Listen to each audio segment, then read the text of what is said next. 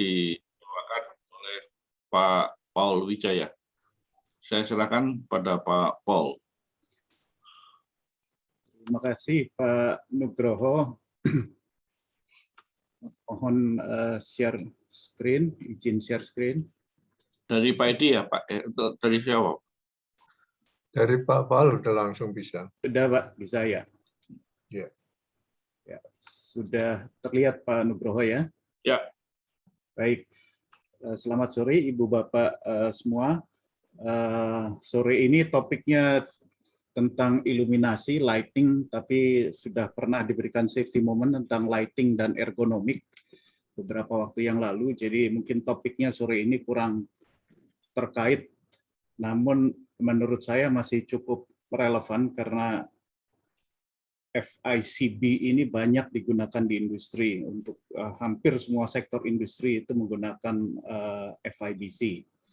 Seperti gambarnya dilihat di sebelah kanan itu ada yang bilang jumbo bag, ada yang bilang bulk bag, ada yang bilang big bag, ada yang bilang FIBC. Itu digunakan untuk menyimpan dan transportasi bahan-bahan solid, bubuk yang kering dan bisa mengalir.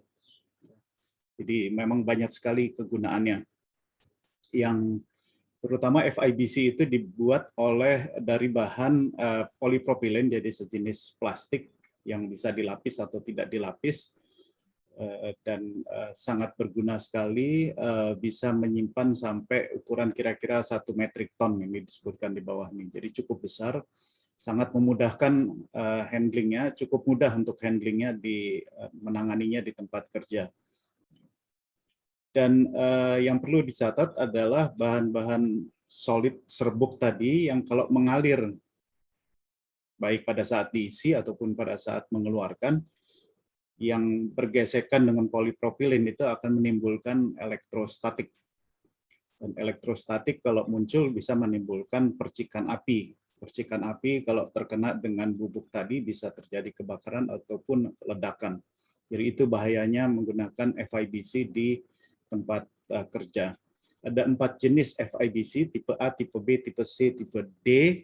Tipe A dan B itu memang dibuat dari polipropilen, jadi memang tidak konduktif sehingga risiko timbulnya elektrostatik itu tinggi dan risiko timbulnya percikan juga tinggi. Bedanya yang A dan B itu disebutkan di sini bahwa memiliki low breakdown voltage, jadi ada batasan tegangan tertentu, kalau batasan itu dilewat maka kumpulan elektrostatik itu akan dialirkan sehingga akan hilang, namun tetap dia dikategorikan menjadi sesuatu yang bisa menimbulkan elektrostatik.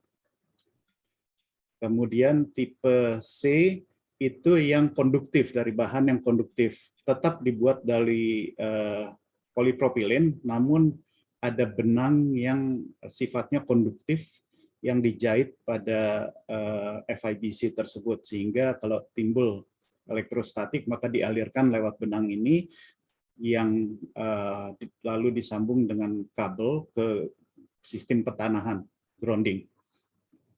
Jadi penting sekali bahwa benang-benang tersebut tetap tersambung dan juga grounding sistemnya juga baik.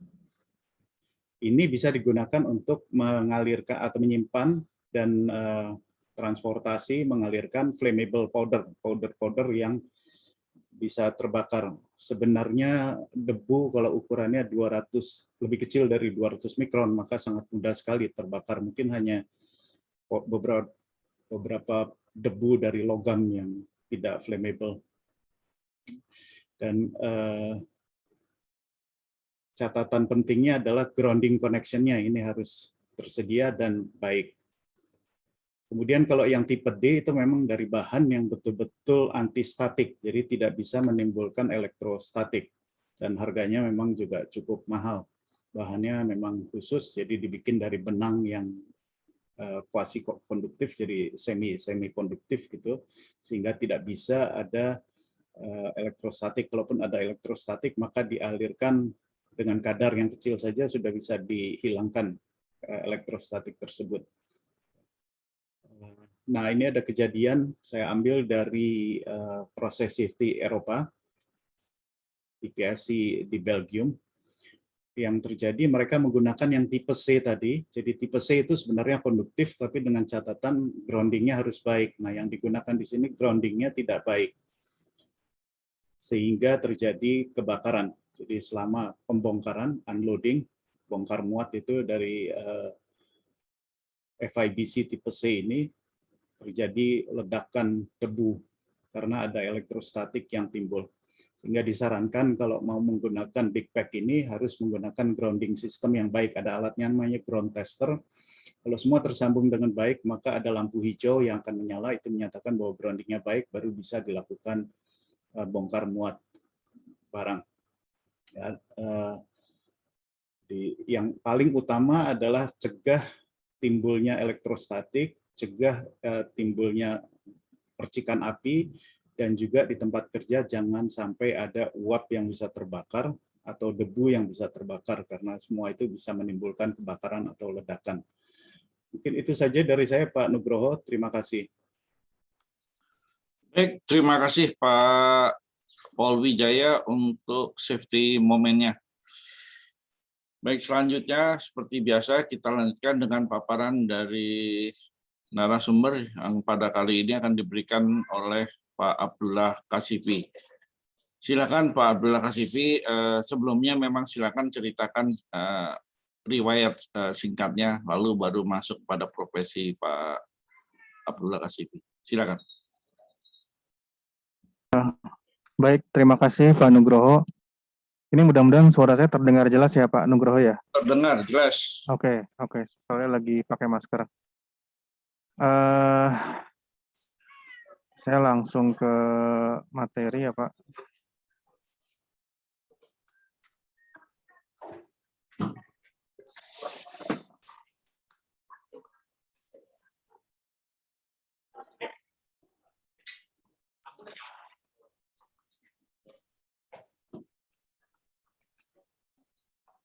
Ya, slide sudah terlihat ya Pak Nugroho ya? Terlihat. Oke, siap. Sebelumnya terima kasih kepada BKTF PII yang telah mengizinkan saya untuk memberikan sedikit sharing knowledge mengenai bidang yang memang saya tekuni setelah lulus dari teknik fisika. Jadi dari tugas akhir saya dulu memang dengan Pak Nugroho Sulami nih, dengan Pak Sugianto juga dibimbing. Di situ memang saya mulai memilih kepada kelompok keahlian teknik pencahayaan, dan setelah lulus pun karir memang di teknik pencahayaan. Jadi saya mulai dulu kerja praktek ya di Litak itu dengan Pak Paul Gunawan, teknik fisika tahun 86 kalau nggak salah. Lalu 2009 begitu saya lulus, saya di Pak Biasan 1,5 tahun kalau nggak salah dengan beliau, teknik fisika 86 juga. Dari situ mulai berlanjut dan 2016 kebetulan ada kesempatan untuk kita mulai menggarap sendiri pekerjaan lighting. Seperti itu. Mungkin perkenalannya seperti itu. Jadi memang dari tugas akhir memang sudah di teknik pencahayaan, saya angkatan 2004, lulus tahun 2009, dan dari 2009 sudah mulai mengerjakan proyek mengenai lighting, seperti itu. Mungkin terkait dengan judul ya, jadi Pak Edi meminta saya untuk membahas sedikit update mengenai pencahayaan juga. Jadi saat ini memang pencahayaan sudah berbagai macam ya Pak ya. Dari mulai yang estetis, dari mulai yang dramatis, dari mulai yang memberikan efek terhadap bangunan dan lain-lain. Lalu kira-kira apakah ada dampak yang diberikan terhadap tetangga-tetangga kita gitu ya. Jadi kalau kita hidup di kota, kita punya ada tanaman-tanaman di mana-mana, kita punya ada serangga, ada binatang, ada berbagai ekosistem yang kita hidup dan menumpang di dalamnya seperti itu. Jadi kira-kira bagaimana sih dampak lighting itu sebenarnya terhadap ekologi? Apakah ada? Apakah memang tidak signifikan? Apakah memang signifikan? Apakah memang sesuatu yang perlu kita pertimbangkan? Nanti kita akan bahas satu persatu. Mungkin kalau ada yang belum familiar dengan teknik pencahayaan, saya sedikit cerita yang sering saya ulang juga di beberapa webinar. Jadi memang manusia ini adalah satu-satunya makhluk ya yang beraktivitas dan menemukan cara untuk bisa beraktivitas dengan baik dengan pencahayaan buatan. Sudah mulai zaman dulu sudah mulai lampu minyak tanah, lalu ditemukan lagi lampu minyak, ditemukan lagi lampu lampu karbon ya, lampu incandescent zaman dulu. Lalu dimulai juga dengan lampu mercury vapor. Jadi kita sudah mewariskan berbagai teknologi untuk membuat pencahayaan yang bisa menunjang aktivitas manusia setelah matahari terbenam. Nah, lalu di situ juga pada akhirnya adalah setelah ditemukannya lampu-lampu lampu yang lampu incandescent itu, mulailah ditemukan lampu incandescent yang bisa diarahkan gitu ya. Jadi bukan cuma sekedar point source, bukan cuma sekedar cahaya yang terang dan merata, ditemukan juga lampu yang bisa diarahkan. Jadi sudut distribusi cahayanya itu berbeda dalam setiap sudut ruang steradiannya ya. Nah, maka di situ mulailah lighting yang tadinya adalah sebagai penunjang aktivitas dalam lingkungan terbangun, mulai bergeser menjadi sebuah sarana luxury. Jadi bagaimana arsitek interior landscape mendesain sebuah bangunan yang menarik, dan ketika malam kita membuat suasana yang berbeda dengan suasana yang pada saat siang gitu ya. Nah, pada tahun awal 2000 mulai ditemukan lampu LED. Saat itu masih belum terlalu bagus ya. Tapi tahun 2014 itu ada pemenang Nobel yang menemukan LED berwarna biru. LED berwarna biru ini menjadi penting karena ketika dia dikasih fluoresan di atasnya, akhirnya berpendar menjadi cahaya yang menyerupai cahaya untuk kita beraktivitas gitu ya. Jadi cahayanya putih, cahaya yang kekuningan, cahaya apa itu mulai nyaman. Nah, di sini teknologi pencahayaan ini mulai tiba-tiba menanjak naik gitu ya. Di mana-mana orang beli LED, yang tadinya kita beli lampu, mungkin zaman saya TK, zaman saya SD itu masih ada lampu pijar ya. Kita lampu rumah tuh pakai 25 watt, pakai 40 watt, pakai pakai 15 watt misalnya. Mungkin zaman Pak Nugroho juga pasti masih mengalami ya. Zaman TK seperti itu, nyala lampu malam seadanya, lalu mulai beralihlah kepada lampu-lampu fluoresen ya, lampu-lampu yang kita dapat suasana yang terang dengan watt yang lebih sedikit. Jadi ibaratnya untuk menggantikan lampu yang 50 watt kita bisa dapat dengan keterangan 14 watt sudah cukup lampu fluoresen. Lalu ditambah lagi adalah ketika ditemukannya LED, dari fluoresen ini menjadi energi yang lebih sedikit lagi. Akhirnya, dan karena memang mass produce, LED mulai banyak di pasaran, semua orang jual LED, akhirnya harga LED turun. Nah, saat itu mulai beberapa tahun ke belakang ini harga-harga LED ini sangat-sangat terjangkau. Jadi orang mulai berpikir lampu harus LED gitu, harus LED supaya hemat energi. Nah, dan lampu-lampu LED ini mungkin yang sering kita lihat di pasar-pasar, di ruang-ruang toko listrik gitu ya. Kita gunakan buat di pencahayaan office untuk apa segala macam. Dan akhirnya juga berkembang menjadi sebuah profesi lighting design dengan lampu-lampu yang beragam, lampu-lampu yang memiliki nilai-nilai estetis yang tinggi, dan dia merevolusi industri pencahayaan, karena dengan LED ini kita bisa dapat lampu yang sangat kecil, kita bisa memasukkannya ke dalam sebuah detail arsitektural atau interior yang terintegrasi dengan ruangan, sehingga kita bisa memberikan sebuah suasana yang berbeda. Dan ini di dunia ini sudah menjadi industri yang miliaran dolar gitu ya. Jadi dari pencahayaan yang tadinya hanya sekedar untuk memberikan sebuah penunjang aktivitas supaya kita bisa nyaman beraktivitas, akhirnya berubah menjadi sebuah industri estetis gitu ya. Untuk berbagai kalangan tertentu menjadi sebuah industri estetis, untuk berbagai kalangan menengah ke bawah mungkin menjadi sebuah penunjang aktivitas yang secara energi dan secara harga lebih murah gitu ya, dibandingkan dengan menggunakan lampu-lampu yang lampu yang konvensional gitu. Dan beberapa tahun kebelakang ini juga kita mulai agak sulit ya mencari lampu-lampu yang incandescent gitu ya. Itu lampu-lampu zaman dulu yang 40 watt, 25 watt itu kayaknya udah nggak ada yang jual gitu loh. Jarang sekali kita dapatkan di toko-toko. Kecuali mungkin di tempat-tempat yang masih terpencil, yang masih belum ada akses dan update ya terhadap teknologi. Nah, akhirnya teknologi ini juga memberikan dengan lampu-lampu yang berbagai macam, dengan teknologi mengarahkan cahaya lampu, ini memungkinkan sebuah, tadi seperti yang saya bilang, sebuah dunia yang namanya lighting design gitu ya. Jadi ini yang profesi yang saya tekuni, ini pekerjaan yang saya kerjakan dari tahun 2016, ada beberapa residensial ketika orang sudah mulai membuat sebuah residensial dengan arsitek tersendiri, dengan interior tersendiri, dengan landscape tersendiri. Mereka memberikan sebuah sentuhan-sentuhan artifisial yang estetis buat bangunannya. Ada juga untuk proyek-proyek government seperti bandara misalnya. Bandara mulai ada diangkat ahli iluminasi, dan di situ pun syaratnya mulai ada kelulusan teknik fisika dan teknik elektro. Kalau zaman dulu hanya teknik elektro kalau nggak salah. Jadi mulai dikenal untuk profesi seorang ahli iluminasi gitu ya. Lalu proyek-proyek luxury berikutnya adalah hotel-hotel bintang 4, bintang 5 yang mereka menyasar kepada konsumen-konsumen yang spesifik gitu ya. Dan mereka mulai menghargai bagaimana lighting itu bisa merubah suasana gitu ya. Jadi bukan cuma terang tapi memberikan sebuah suasana yang berbeda, yang dramatis, yang estetis, yang akhirnya memberikan nilai added value kepada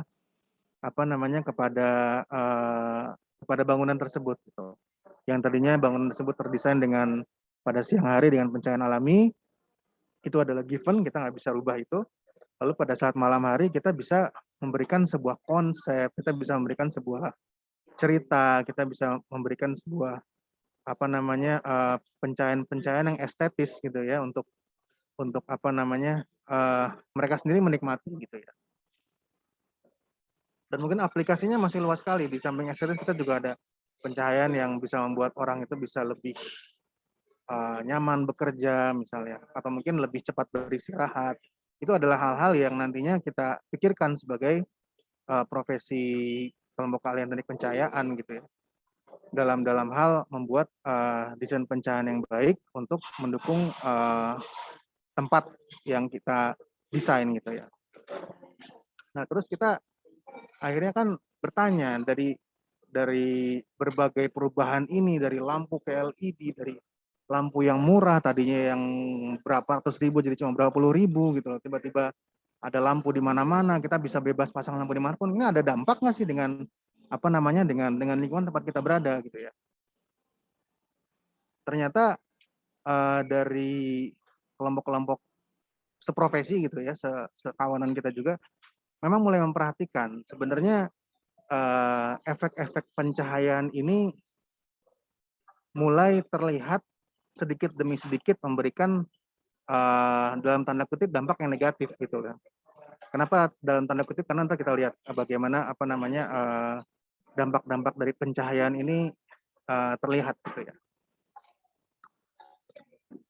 Salah satunya adalah ini adalah skyline-nya Manhattan ya, New York ya. Jadi kalau kita lihat memang kita bisa mendapatkan sebuah skyline yang dramatis gitu ya. Setiap gedung bersaing untuk tampil menjadi gedung yang paling eksis gitu ya saat malam hari gitu ya. Dengan city skyline-nya, dengan warna-warnanya, dengan desain lighting-nya, semuanya bersaing. Dan akhirnya adalah secara estetis kita lihat kita memiliki sebuah desain skyline yang sangat estetis. Tapi kalau kita lihat dari atas, banyak sekali cahaya-cahaya yang spill gitu loh, istilahnya spill ya.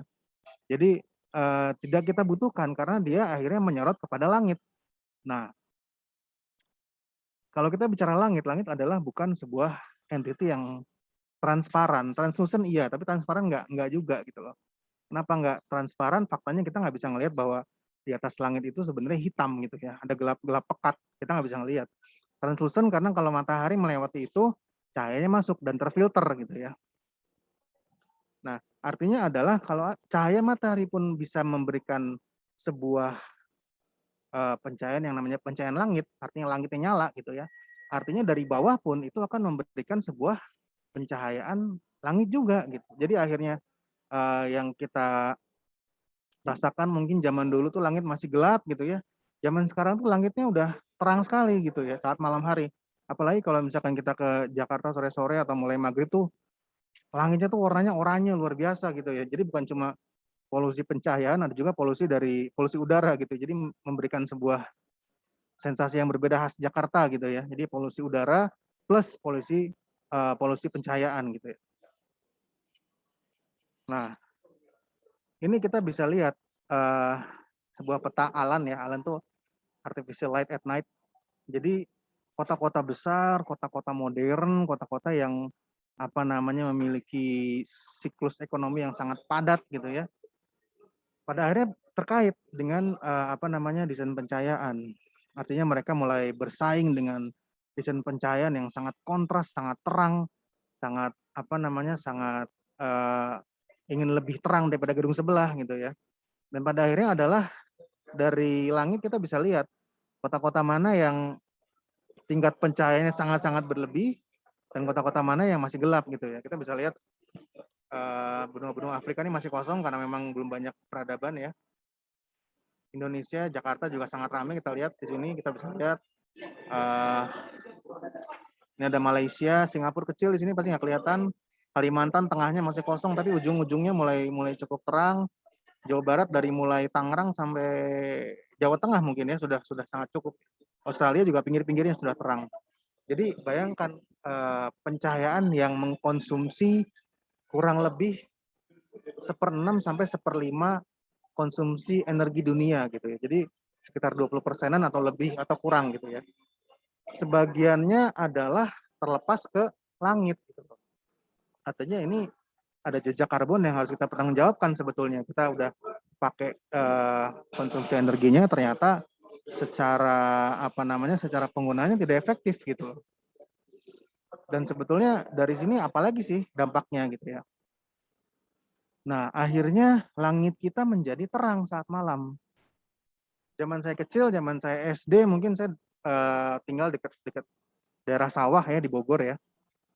Kadang-kadang masih kelihatan gitu loh, ada langit berbintang, ada langit bintang-bintang masih kelihatan. Kalau sekarang saya ngeliat langit ya udah pasti nggak ada apa-apa, walaupun nggak mendung gitu ya. Kalau mendung pasti kan awan ketutupan menutupi langit ya. Tapi kalau misalkan nggak mendung, tetap aja kita ngeliat apa-apa gitu ya. Udah paling bintang Venus paling kelihatan 1 biji gitu kan, sama bulan 1 biji kelihatan, paling 2 itu aja. Jadi ternyata spill atau pencahayaan yang berlebih ini dan sudah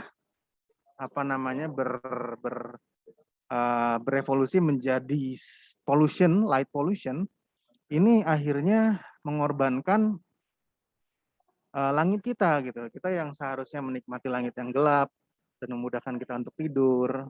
Mungkin boleh dicoba gitu ya. Kalau udah mulai matiin semua lampu di rumah, ada jendela yang mengarah ke langit, pasti jendelanya nyala gitu. Saya sendiri nyobain, kalau misalkan udah semua lampu di rumah mati, jendelanya nggak kita tutup gorden, nyala dia. Karena memang langitnya kelihatan gitu loh. Kelihatan terang. Dan mungkin kalau yang umat muslim misalnya, menentukan waktu subuh misalnya itu kan antara bagaimana kita bisa membedakan antara benang putih dengan benang hitam ya kalau nggak salah ya. Nah sekarang jam berapapun kita bisa bedain antara benang putih dengan benang hitam. Jadi subuhnya jam berapa udah susah kita tentukan secara visual gitu ya. Harus kita hitung secara hitung waktunya gitu ya. Dan ini juga menjadi sebuah skala kegelapan malam ya. Jadi ini kalau kota besar pasti di daerah sini kita sama sekali nggak ngelihat, mulai beralih ke ke tengah ini mulai gelap. Bahkan yang saya dengar pun Lembang pun teropong bintang di sana mulai kurang kelihatan karena sudah mulai terang gitu langitnya ya di Bandung. Jadi benar-benar harus mundur lagi ke area-area yang masih gelap gitu ya. Bahkan kemarin kebetulan saya ke Cikole, saya ingin berharap dapat langit yang gelap ketika malam, pas lihat nggak ada apa-apa juga. Berarti Cikole pun udah masuk ke area yang langitnya sudah terang gitu. Ada satu cerita yang unik di Amerika, di salah satu berita ya. Jadi pernah terjadi mati lampu yang skalanya cukup besar ya, satu kota atau satu wilayah ya. Lalu tiba-tiba mulai ada masyarakat yang telepon ke 911 ya. Dia telepon, "Pak, ini di langit saya kok ada kayak piringan seperti ini, Pak. Ini apa ini?" Maksudnya mungkin dikiranya invasi ya, invasi alien gitu misalnya. Tapi ternyata memang ketika semua lampu mati, itu Milky Way itu terlihat gitu loh. Nah ini yang orang malah sampai takut, ini ada apa nih dengan langit gitu kan. Padahal memang naturalnya adalah kita bisa melihat Milky Way saat malam. Gitu loh. Tapi karena dengan pencahayaan yang polusi yang berlebih, dengan lighting design yang tidak memberikan pemikiran terhadap lingkungan gitu ya. Jadi akhirnya kita kehilangan hal-hal seperti ini.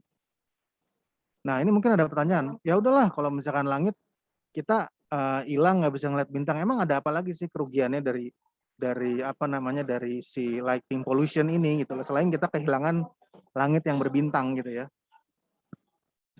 Nah kita juga harus memikirkan kira-kira dampak ini apalagi nih selain manusia gitu ya. Nah ini adalah peta migrasi burung ya. Jadi kalau misalkan burung itu di wilayah aslinya mereka mulai kehilangan resource, misalnya airnya surut, mereka nggak ada makanan, mereka pindah ke tempat lain yang lebih resource-nya lebih ini ya. Dan termasuk di sini bisa lihat di daerah ini terlihat ya berbagai daerah di mana mereka migrasi burung.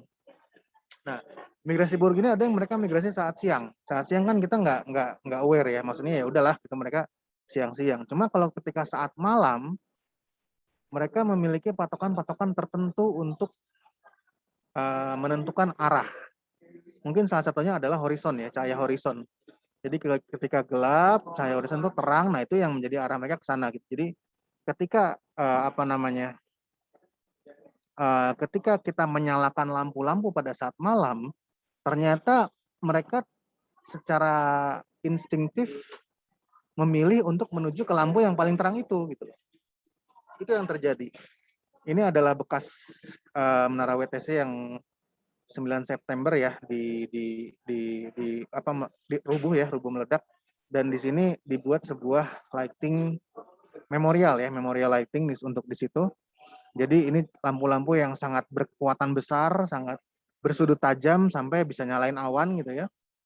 Dan kalau misalkan dilihat secara dekat itu sebenarnya yang terjebak di situ bukan cuma manusia yang lihat. Ternyata burung-burung itu banyak yang mengitari situ, akhirnya berputar-putar, bahkan sebagian juga nabrak ke fasad-fasad gedung dan akhirnya ya meninggal gitu ya. Ini adalah sebuah dalam tanda kutip artwork ya, dalam tanda kutip, karena mereka mengumpulkan burung-burung yang meninggal karena menabrak fasad bangunan saat malam gitu ya. Jadi memang ternyata pencahayaan yang tidak dipikirkan secara jernih, yang tidak mempertimbangkan kepada tetangga-tetangga kita dari makhluk yang lain, itu ternyata memberikan sebuah dampak yang tidak baik gitu ya.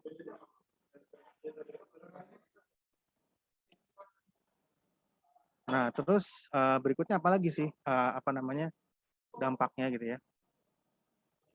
Ini adalah sebuah jembatan yang didesain oleh Santiago Calatrava ya, cukup terkenal, dia arsitek dan ahli sipil, jadi bangunannya sangat-sangat artwork ya, sangat-sangat art gitu ya. Nah, saat malam di bawah jembatan ini banyak sekali pencahayaan gitu loh. Nah, ternyata pada tahun 2011 sampai 2013 itu terjadi pengurangan populasi bayi salmon. Nah, salah satu faktor yang dicurigai dalam peristiwa pengurangan populasi ini adalah bahwa pencahayaan yang berlebihan di jembatan ini memberikan para bayi-bayi salmon ini kehilangan tempat berlindung gitu. Jadi mereka lebih terlihat oleh predator. Akhirnya salah satu konklusinya, salah satu pendapatnya adalah si pencahayaan yang apa namanya berlebihan ini ternyata membuat populasi salmon di situ berkurang gitu loh.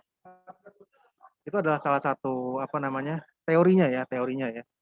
Jadi bagaimana si pencahayaan itu bisa memberikan sebuah efek yang negatif gitu ya untuk orang-orang apa namanya untuk binatang-binatang yang berada di sekitar kita.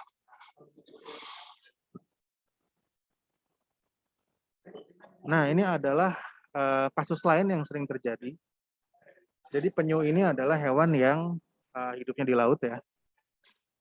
Tapi ketika dia bertelur, ketika dia berkembang biak, dia datang ke ke pantai dengan sel telur yang sudah dibuahi, lalu bertelur di pantai gitu ya. Nanti akhirnya telur-telur itu malam-malam akan pecah gitu ya. Karena memang ya mereka terdesainnya pecahnya tuh seringnya saat malam gitu. Saat malam pecah, menetas, akhirnya mereka dituntun oleh cahaya horizon ya untuk kembali ke laut. Nah, yang terjadi adalah seiring dengan perkembangannya kota-kota di pesisir pantai, akhirnya penyu-penyu ini bukan mengarah ke laut, malah mengarah ke kota. Akhirnya ke jalan, terinjak mobil, segala macam. Apalagi kalau kita bicara ada plan-plan di dekat pantai, di pinggir pantai. Mereka mulai hire lighting design gitu ya. Kenapa kok? Saya butuh plan bukan buat bagus, bukan. Supaya bagaimana plan saya ini memiliki dampak yang minimal untuk untuk lingkungan sekitar saya gitu loh. Jadi ada tujuan ekologis dari sebuah lighting design yang terdesain untuk meminimalkan dampaknya terhadap ekologi sekitar gitu loh. Dan ini sering terjadi. Jadi plan-plan di pinggir pantai ketika dia arahnya berlawanan dengan arah horizon misalnya, akhirnya penyunya malah tertarik ke sana gitu loh. Tertarik ke sana, tertarik ke kota, tertarik ke wilayah-wilayah yang lebih terang gitu ya. Jadi memang ternyata dengan kita memberikan pencahayaan yang berlebihan, itu kita seperti merebut sebuah hak dari tetangga-tetangga sekitar kita akan sebuah malam yang gelap gitu loh. Jadi kita sendiri memberikan sebuah pencahayaan yang bisa menunjang aktivitas kita, tapi ketika tidak terfikirkan dengan baik, itu akan memberikan dampak negatif buat hewan-hewan di sekitar kita gitu ya.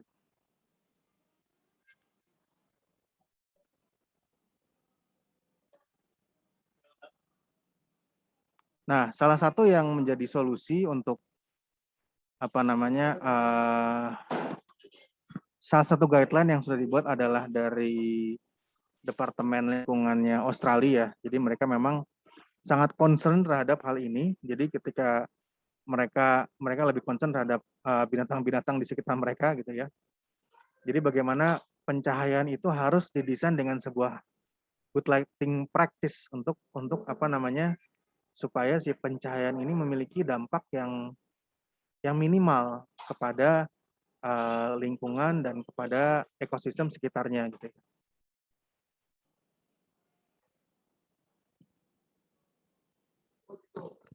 Ini secara umum, nanti mungkin akan saya bahas satu persatu supaya mudah-mudahan untuk di sini bisa ada building owner atau bisa ada lighting designer atau MEP consultant yang mendesain pencahayaan ruangan, mudah-mudahan bisa menjadi sebuah penambah wawasan ya, dan supaya desain pencahayaannya siapapun yang mendesain pencahayaan bisa sedikit memikirkan dampak pencahayaan tersebut kepada lingkungan. Nah ini yang penting. Jadi kita harus memulai dengan sebuah lingkungan yang gelap gitu ya. Jadi kita nggak bicara, kalau kita bicara interior lighting, kita bicara tempat untuk kita beraktivitas di dalam ruangan, itu kita bisa memulai dengan berbagai hal, berbagai macam gitu ya, berbagai standar yang harus kita ambil. Tapi kalau misalkan untuk pencahayaan luar, kita harus memulai dengan sesuatu yang gelap gitu loh. Artinya apa? Artinya kita menambahkan pencahayaan yang diperlukan. Jadi jangan sampai saya pengen ini bagus, saya pengen ini bagus, saya pengen ini bagus. Ini tentu adalah aplikasi untuk tempat-tempat yang terkait di area-area masih istilahnya masih hijau gitu ya, istilahnya masih terjaga gitu ya, area-area desain yang masih apa namanya, masih natural, masih alami lah. Kalau misalnya kayak Jakarta, kayak kota-kota besar mungkin kita kayak ibaratnya kayak nambah garam ke air laut gitu ya, mau berapapun nggak terlalu kelihatan efeknya. Cuma kalau untuk area-area tertentu yang memang masih alami, masih bagus, masih apa namanya, masih terjaga kegelapannya, kita harus memikirkan hal ini. Jadi kita jangan memulai dengan sesuatu yang estetis, saya pengen apa, tapi lebih ke kita mulai dengan kegelapan dulu. Apa yang harus ditambahin gitu? Kegiatan apa yang ada di situ? Apa namanya? Bagaimana kita bisa memberikan pencahayaan yang minimal untuk area tersebut gitu. Nah, selanjutnya adalah pencahayaan jalan. Ini sangat-sangat penting karena di Indonesia saat ini belum ada pembicaraan pencahayaan jalan yang mengarah untuk mengurangi dampak polusi pencahayaan ya. Kalau di Finland, di negara lain, di negara-negara yang sudah aware terhadap lingkungan, sudah mulai dibuat standar-standar. UK ada standar, Australia ada standar, Finland mulai mengevaluasi kembali pencahayaan di apa namanya di tempat mereka gitu ya.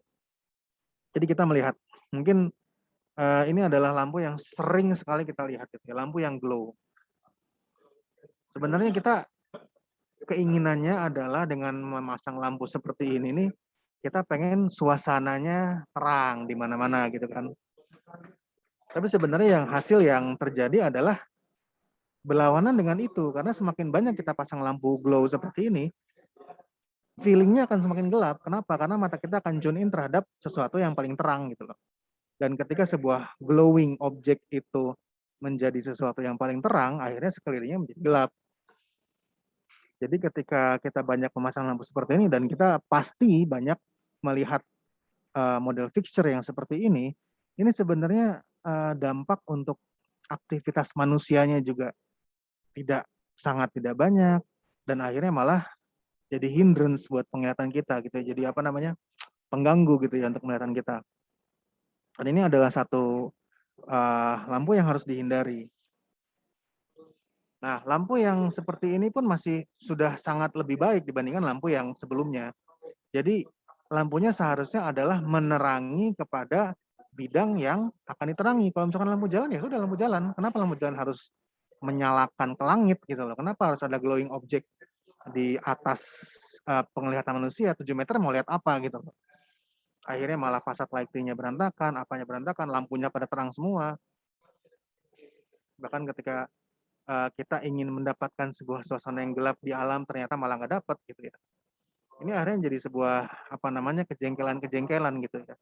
Niatnya adalah membuat sebuah pencahayaan yang memudahkan akses manusia, tapi hasilnya adalah sebuah polusi cahaya yang malah mengganggu bagaimana kita melihat gitu. Karena mata kita ini pasti akan adjust terus gitu ya. Contohnya adalah kalau kita contoh di rumah ada 10 lampu misalnya. Di rumah ada 10 lampu, kita matiin 2. Masih terang, 3 masih terang.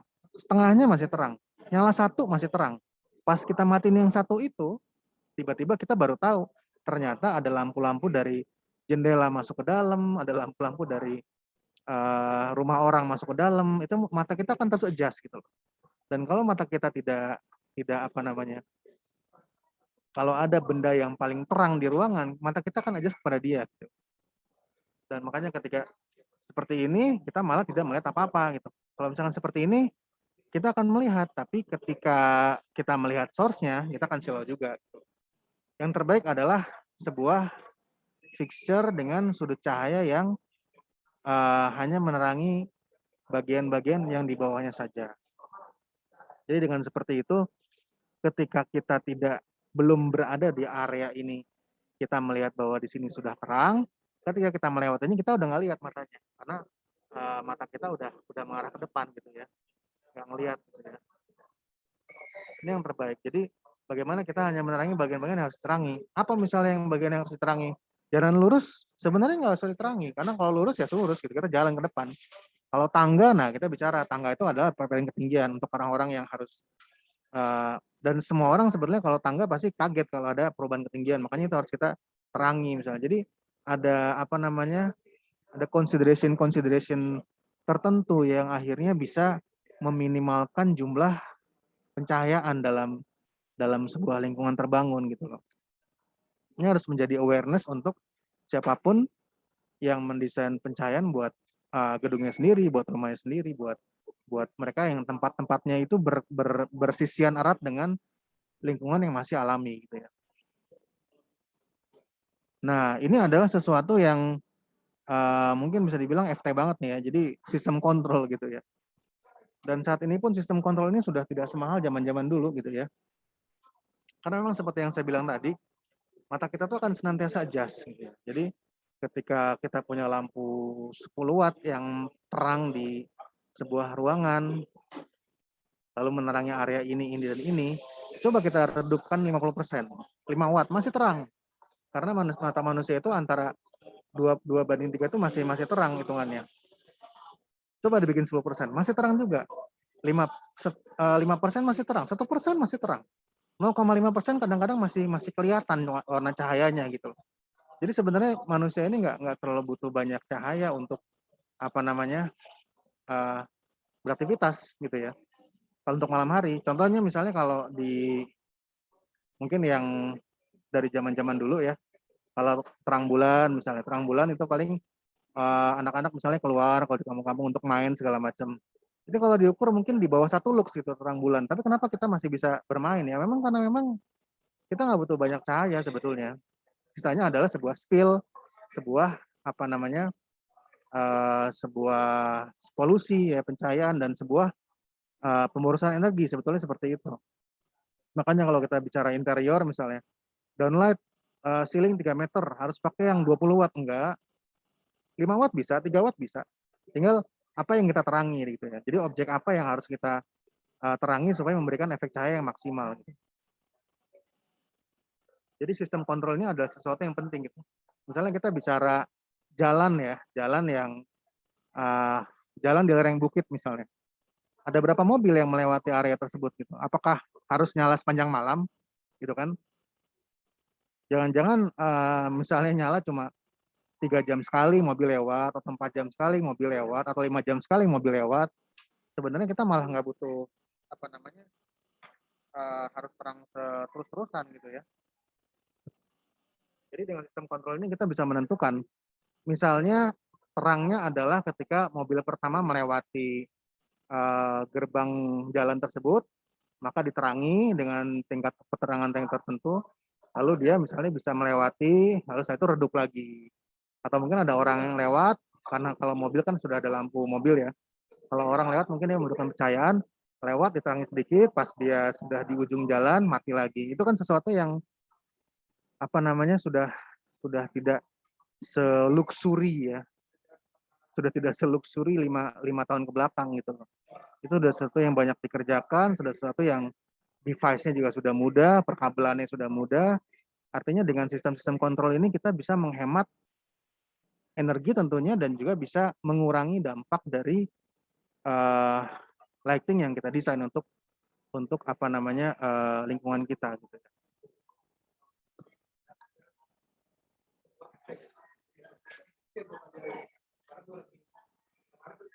Nah, ini juga sebuah mindset ya. Kenapa lampu harus di ketinggian 6 meter? Kenapa harus 7 meter? Kenapa nggak 1 meter? Kenapa nggak setengah meter? Kenapa nggak cuma menerangi tempat kita jalan? Ini sesuatu mindset yang baru ya. Maksudnya buat misalnya untuk building owners, buat arsitek, buat interior gitu ya. Memang secara kuantiti akan lebih banyak, tapi secara dampak dengan lingkungan apa namanya hal ini akan lebih efisien gitu loh. Bahkan terus terang dengan cahaya yang lebih dekat dengan objek yang dia terangi itu sebetulnya akan terlihat jauh lebih estetis dibandingkan kita nyalain semuanya gitu ya. Jadi inti dari lighting design sebetulnya adalah memberikan hierarki terhadap pencahayaan. General lighting-nya harus dapat, aksennya harus dapat, brilliance-nya harus dapat gitu ya. Tapi dengan berbagai konsiderasi tersebut akan memberikan bukan cuma polusi yang lebih rendah, tapi juga sebuah lingkungan yang lebih estetis gitu ya. Betul seperti itu.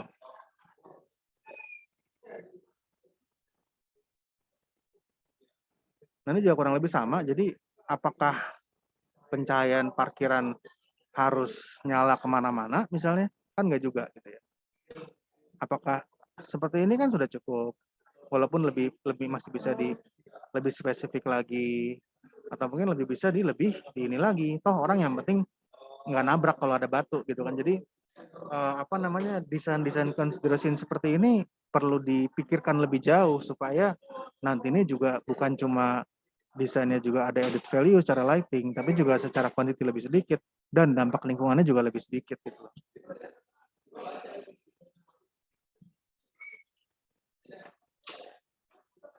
Nah, ini adalah masukan yang mungkin lebih banyak untuk building owner atau arsitek ya, karena memang sebuah benda yang kita bicara lighting yang tiba ke dalam suatu permukaan luas itu namanya adalah iluminansi, lux ya. Dulu waktu tugas saya ditanya sama Pak Nugroho. Nah, lampu yang terpantul dari sebuah bidang itu adalah, atau yang kita lihat itu adalah luminance gitu ya. Nah, kalau kita menggunakan building dengan finishes yang warnanya gelap, artinya adalah lampu yang terpantul dari building ini akan lebih sedikit gitu ya. Jadi artinya adalah dengan seperti itu building ini tidak akan terlalu menjadi bidang glowing gitu saat malam gitu ya. Ini juga perlu dipertimbangkan untuk pihak-pihak yang mendesain area-area yang dekat dengan alam gitu ya.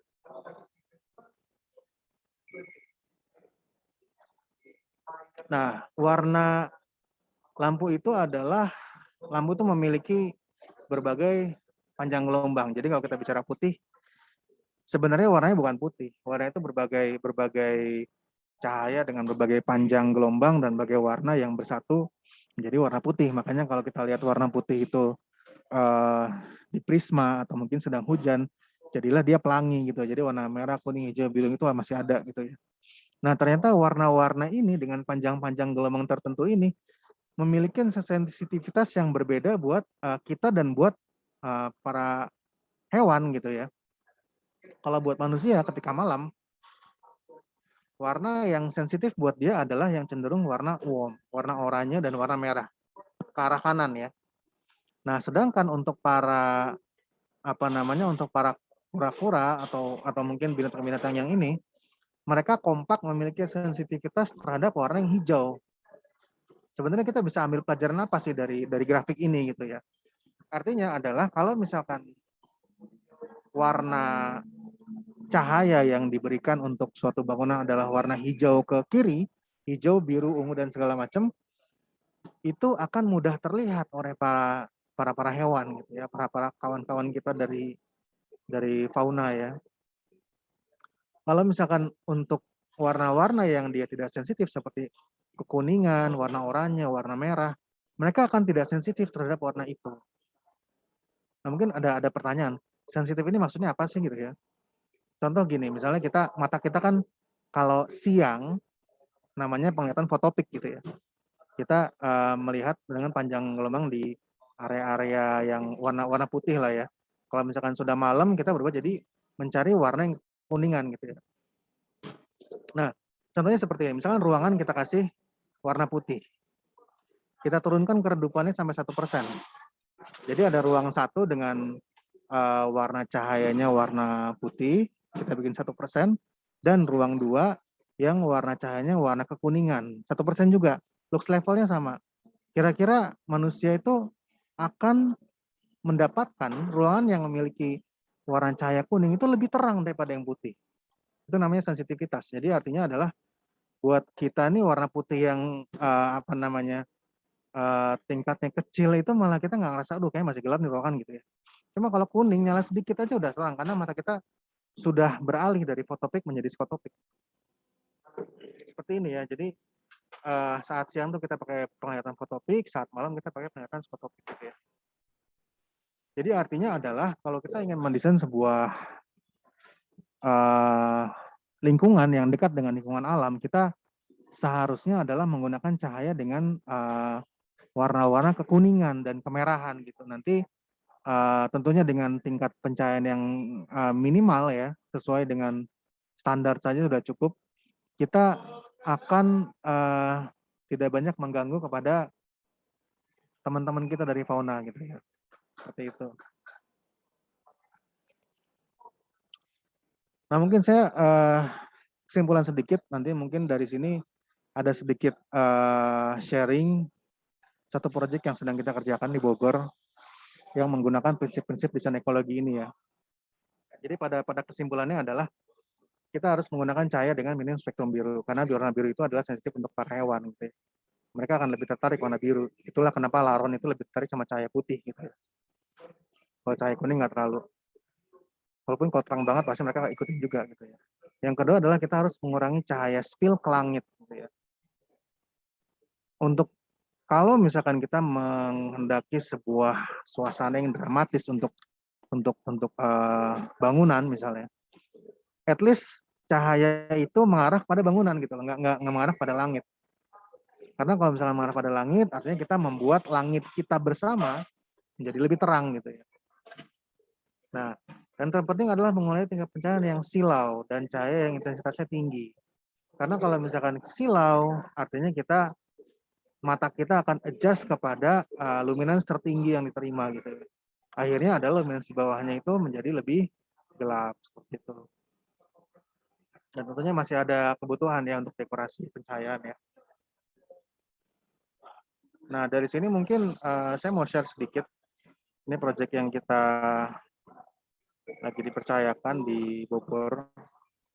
Mungkin kalau tadi sebuah banyak standar ya. Jadi ini mungkin sedikit praktis. Jadi prinsipnya adalah untuk pekerjaan kita yang di Bogor ini yang sedang kita garap ini adalah dari building owner, dia menginginkan sebuah lingkungan yang menyatu dengan alam gitu ya. Menyatu dengan alam artinya kita karena sudah menumpang, jadilah kita menjadi seorang tetangga yang baik gitu ya. Secara desain, secara arsitek, secara interior, secara lighting, kita minimalkan gangguan-gangguan yang kita berikan kepada alam sekitar kita gitu loh. Dan yang terpenting adalah kita tidak mengganggu gitu ya. Kita minimalisir dampak-dampak pencahayaan kita pada lingkungan. Dan kebetulan proyek ini ada di Bogor ya, dan dia dilalui oleh jalur migrasi burung. Kalau yang untuk siang hari ya kita nggak ada masalah.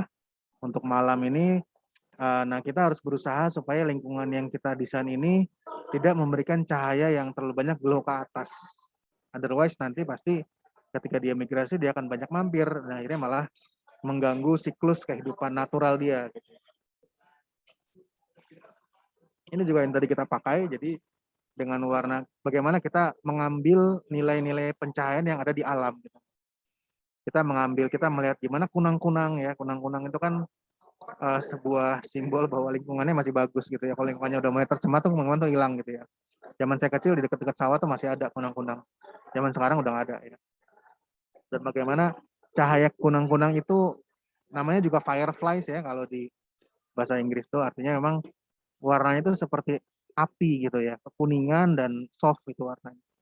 Jadi bagaimana kita menggunakan warna-warna yang dekat dengan alam supaya tidak memberikan sebuah gangguan yang signifikan terhadap hewan-hewan sekitar. Ini juga yang tadi kita presentasikan menggunakan prinsip desain yang baik. Bagaimana kita memberikan desain pencahayaan yang sesuai dengan standar ya, supaya nantinya bisa meminimalkan gangguan kita pada alam sekitar. Gitu ya.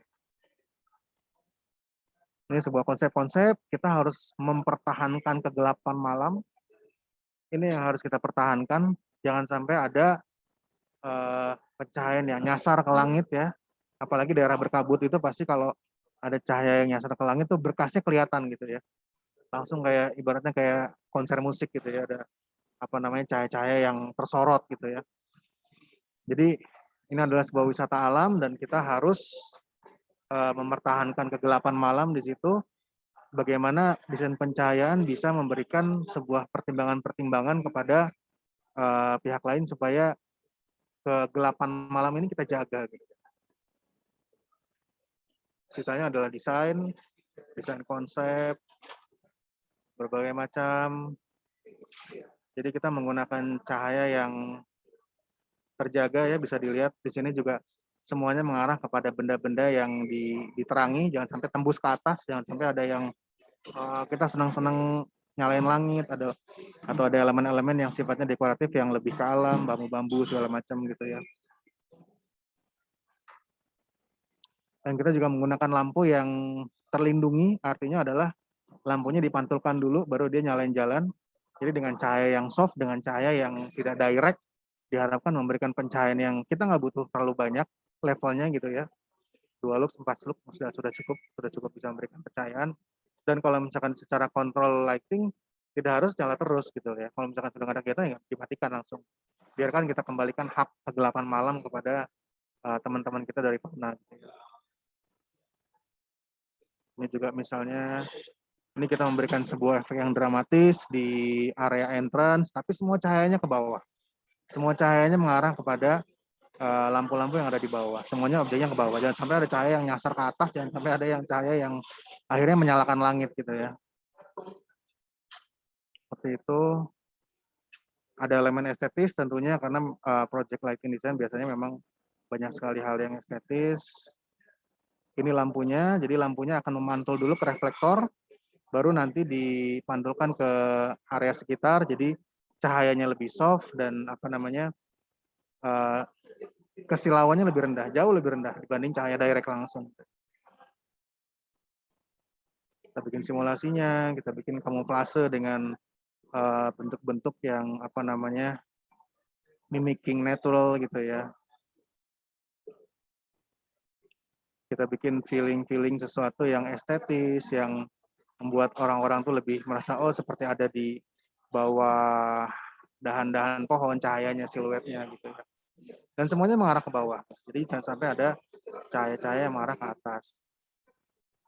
Ini juga cahaya-cahaya mengarah ke atas, mengarah ke bawah semua. Memberikan warna yang warm, yang amber, supaya seperti suasana di tengah api unggun. Dan dari segi cahaya juga tidak menjadikan bangunannya menjadi glowing gitu ya. Ini hal-hal yang bisa kita kita aplikasikan. Nah, mungkin timbul pertanyaan sama dari teman-teman, karena kok tumbuhan pengaruh nggak sama cahaya malam? Jadi kalau secara prinsip tumbuhan ini tidak terlalu pengaruh ya, karena tumbuhan itu istilahnya nggak ada tidurnya gitu ya. Kalau misalkan hewan, fauna segala macam mereka tidur, ada yang mating ya, ada yang istilahnya mencari jodoh pas malam gitu ya, cari-cari gelap.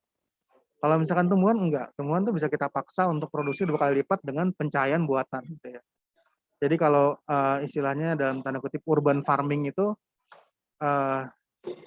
sawah itu bisa produksi beras 2 kali lipat dengan kita seolah-olah membuat siklus cahayanya itu terus-menerus gitu loh.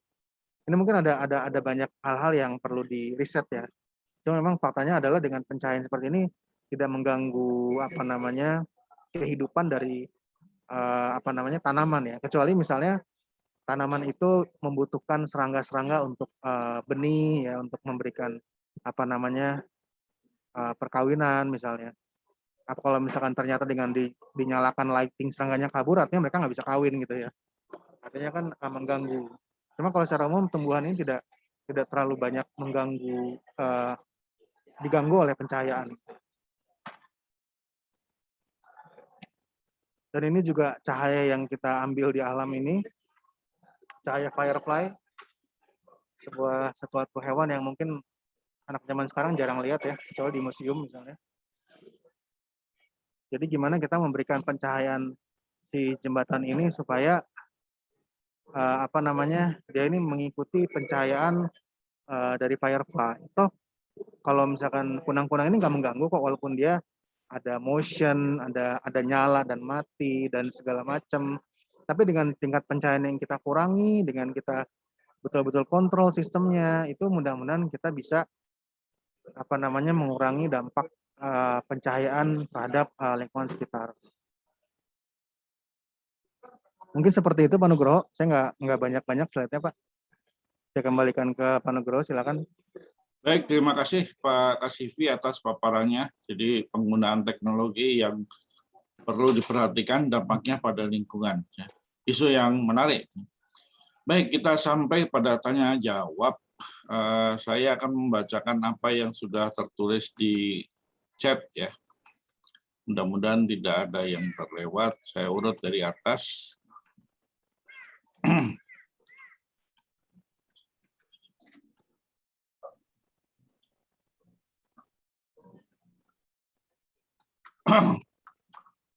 Oke,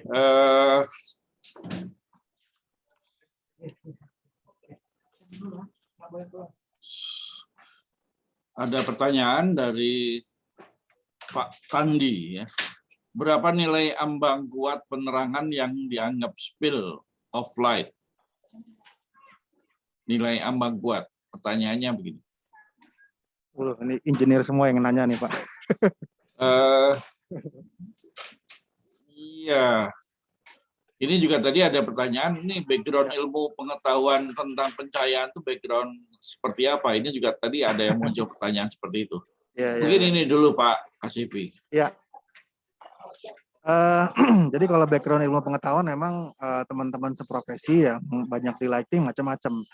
Ada yang basicnya adalah dari arsitek menjadi lighting designer, artinya adalah dia sudah paham dengan desain, sudah paham dengan konsep, sudah paham dengan sistem konstruksi bangunan dan segala macam, dan dia menambah pengetahuan terhadap engineering lighting-nya, lighting engineering-nya. Jadi kita bicara watt lampu, voltase lampu, tegangan lampu, cara menarik kabel kontrol dan segala macam.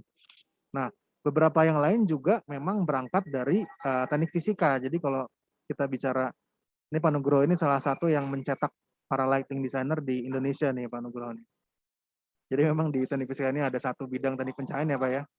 Di situ memang belajar teknik pencahayaan secara prinsipil, secara engineering.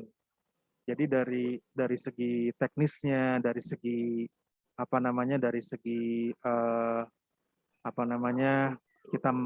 kita menghitung bagaimana besar pencahayaan yang baik untuk ruangan dan segala macam diajarkan di kuliah teknik fisika tersebut. Dan kalau nggak salah masih diajarkan juga di arsitek dan interior ya Pak Nugroho ya?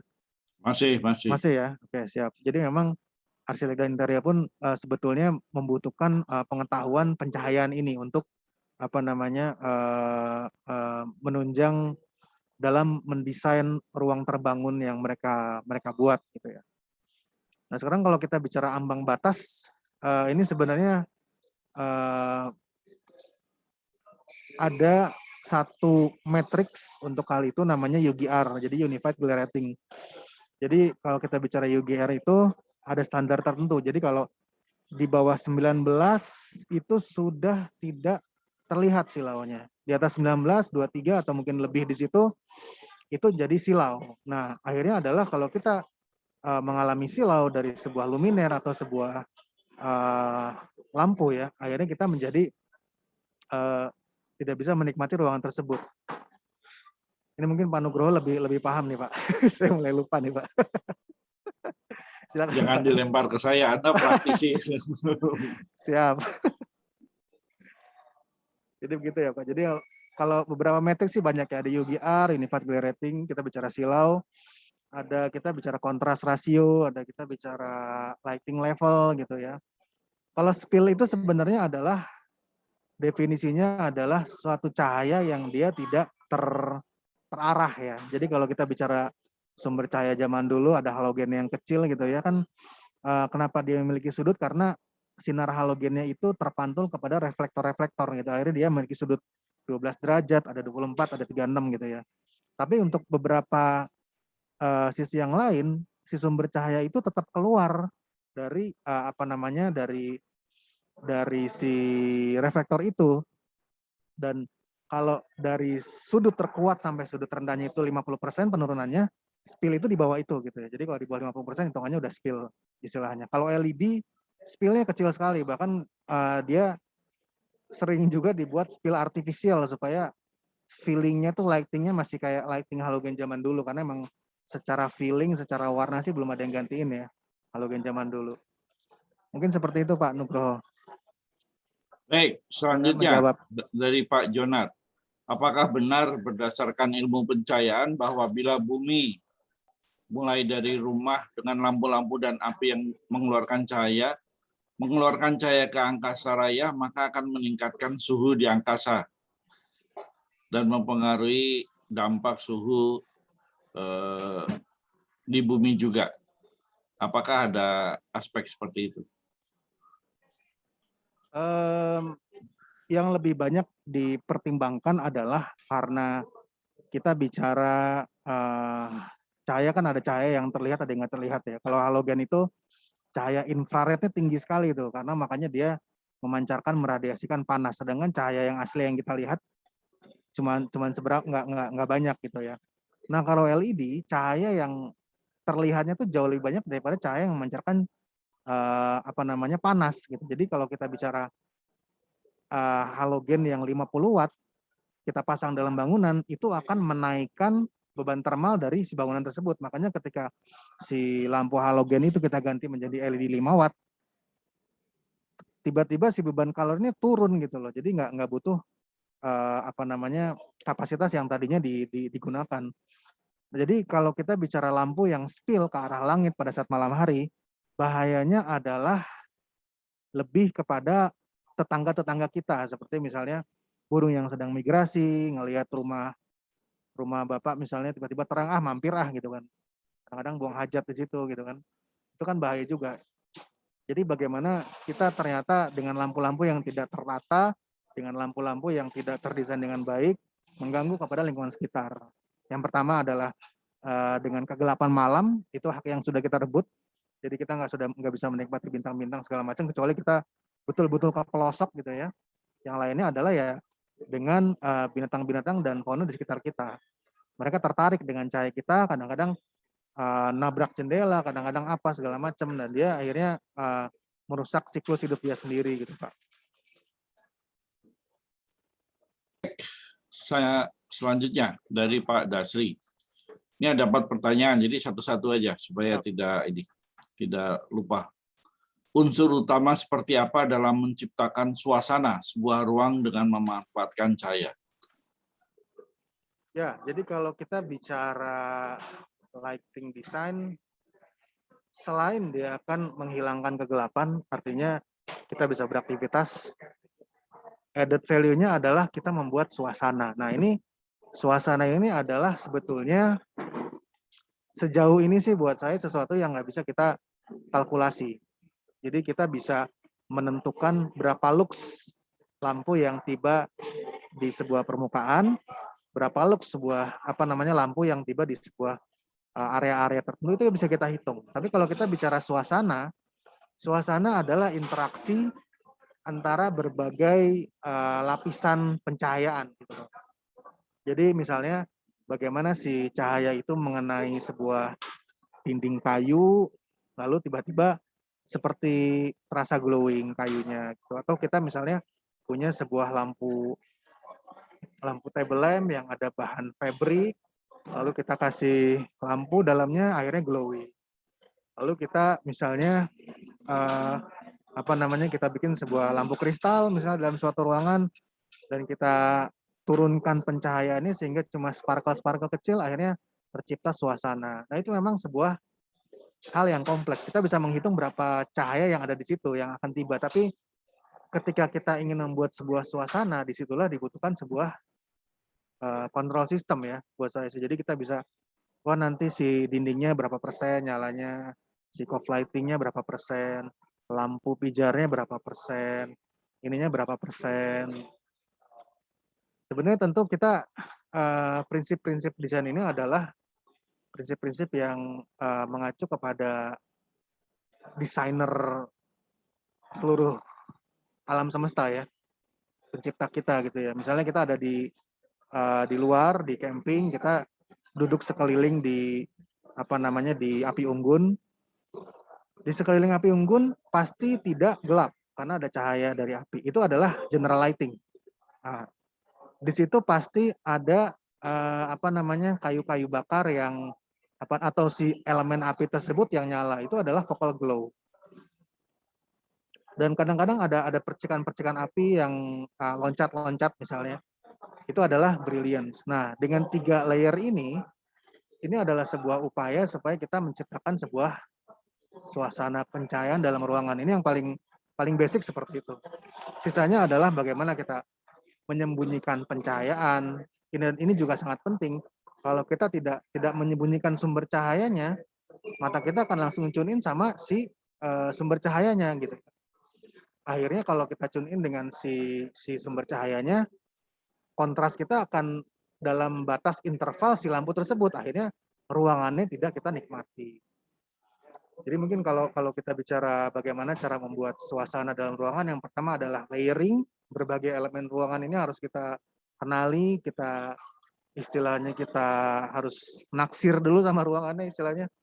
Kita lihat apa yang harus kita nyalain, apa yang harus kita gelapin, apa yang harus kita tambahkan di situ. Dan yang terpenting adalah tidak ada sumber cahaya langsung yang terlihat. Karena ketika sumber cahaya terlihat, wah udah langsung mata kita nggak bisa menikmati gitu. Misalnya kalau di lighting tuh ya kita jangan sampai melihat auratnya lah. Aurat itu sumber cahaya yang direct gitu ya. Itu mengganggu nanti akhirnya. Baik, selanjutnya terkait dengan artefak seni, apakah bisa berpengaruh terhadap desain pencahayaan? Ya, kalau kita bicara artefak seni, desain konsiderasinya cukup banyak ya. Jadi kalau misalkan kita bicara benda itu adalah lukisan-lukisan tua yang dipajang di dalam gedung, dalam sebuah etalase misalnya, atau mungkin sebuah perkamen tua yang sudah sangat sensitif, itu ada perhitungan tersendiri tuh. Kalau nggak salah dulu salah satu guru saya juga Pak Amor ya, Pak Rizky Armanto ya, sorry. Itu ada hitungannya. Jadi dengan pencahayaan sekian lux, dia bisa bertahan disajikan dalam berapa jam. Itu ada lux hour-nya. Jadi istilahnya seperti itu.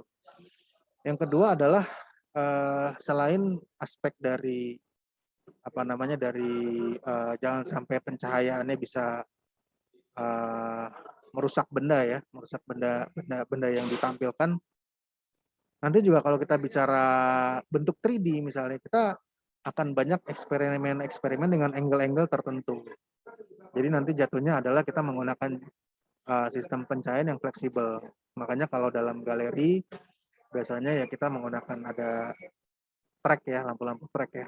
Di situ kita bisa mengarahkan dari sini, bisa kita geser, bisa kita agak maju mundur, agak tilt sedikit, agak gimana segala macam supaya dapat pencahayaan yang terbaik. Pada akhirnya adalah akan banyak porsi di mana sistem pencahayaan itu bisa menjadi sebuah desain di atas kertas, tapi dalam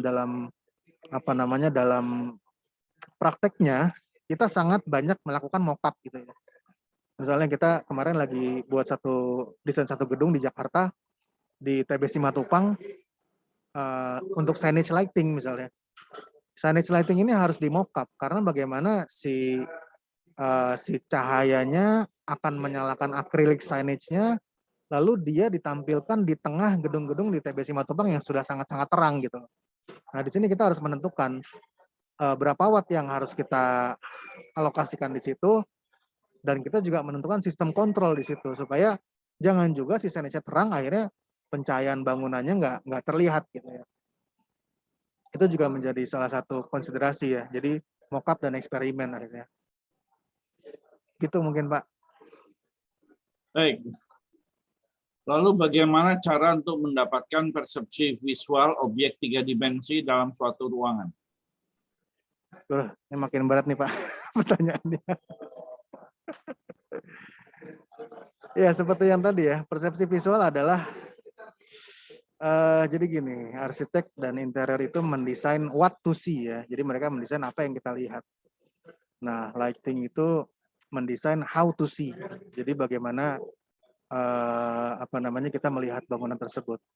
Persepsi visual akan sangat berkaitan dengan dari mana kita memberikan pencahayaan terhadap objek tersebut gitu ya.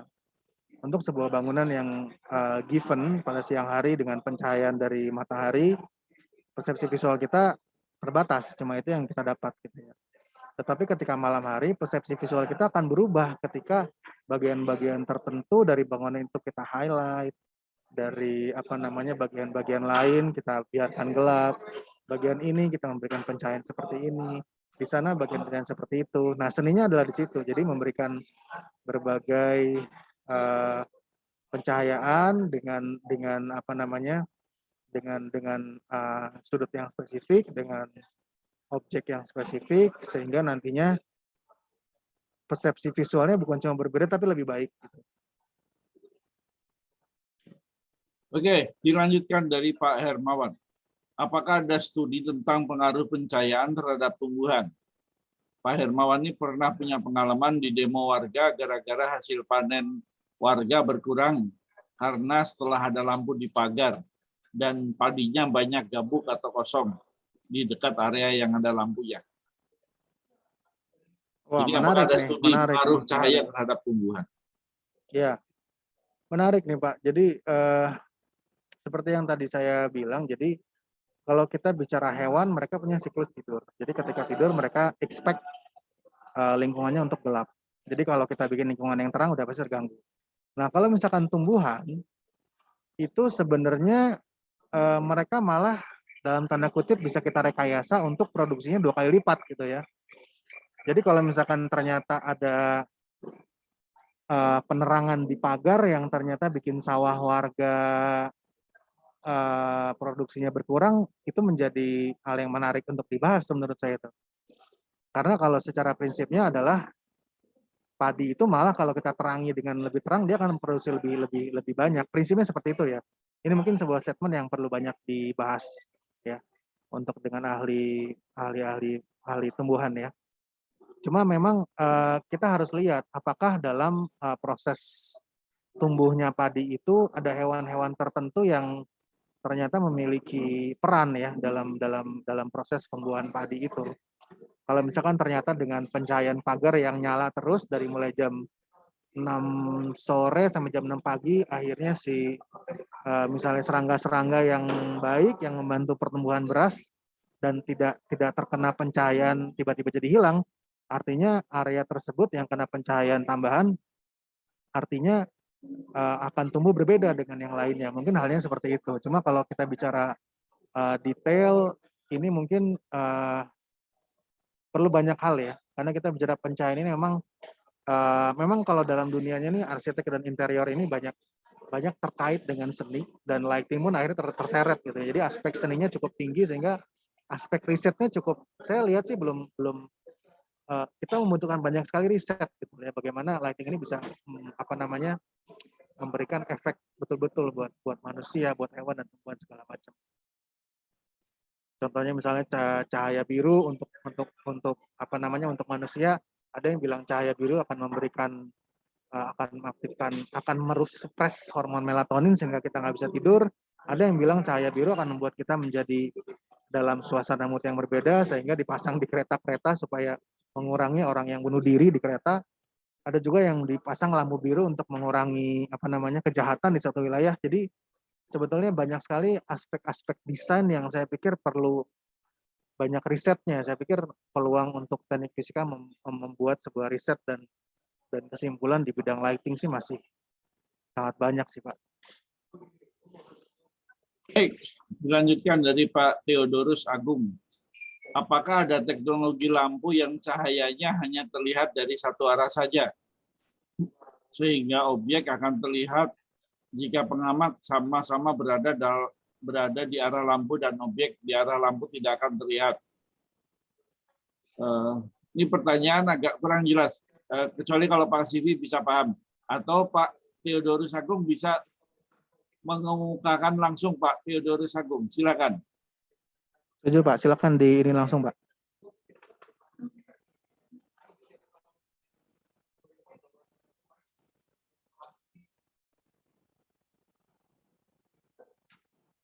Pak Theodorus Agung ada di monitor Pak.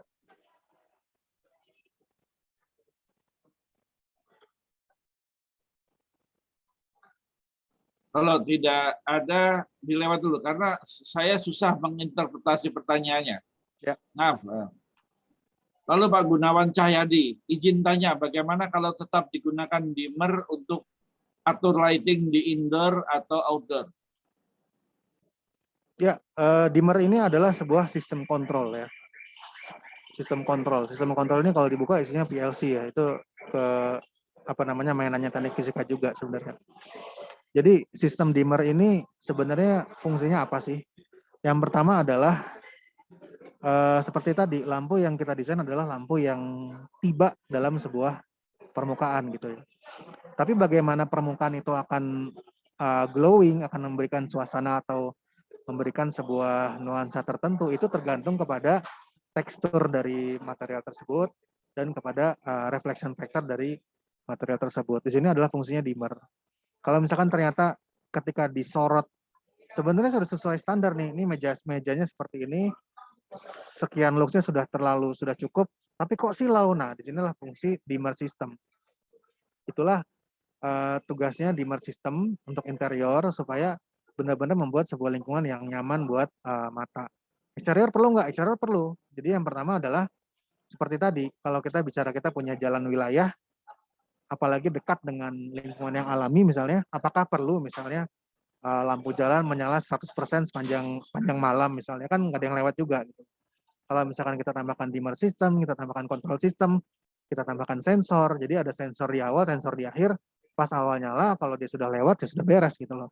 Jadi kita minimal gitu dampaknya terhadap apa namanya pencahayaan lingkungan.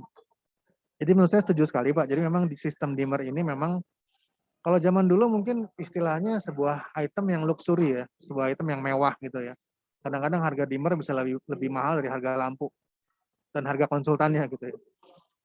Tapi kalau sekarang sih udah banyak opsi, kita udah banyak. Dari mulai yang wireless, dari mesin wired, dari mulai yang sistem daling, sistem 0 to 10, sistem fast dimming, sistem apa segala macam udah banyak opsinya. Dan sekarang menurut saya atau misalnya kita pakai Bardi yang paling simpel itu adalah sistem dimmer juga. Atau mungkin Philips yang paling simpel, Philips Wiz ya kalau nggak salah, itu juga sebuah sistem dimmer juga, dan itu juga sangat menyenangkan buat kita sendiri untuk pakai gitu. Misalnya ibaratnya kita malam-malam misalnya pengen ke belakang, lalu kita nyalain lampu dengan yang tadinya betul-betul gelap, nyalain lampu tak gitu kan langsung silau, gitu matanya gitu. Kadang-kadang ya kita nggak nyaman gitu ya.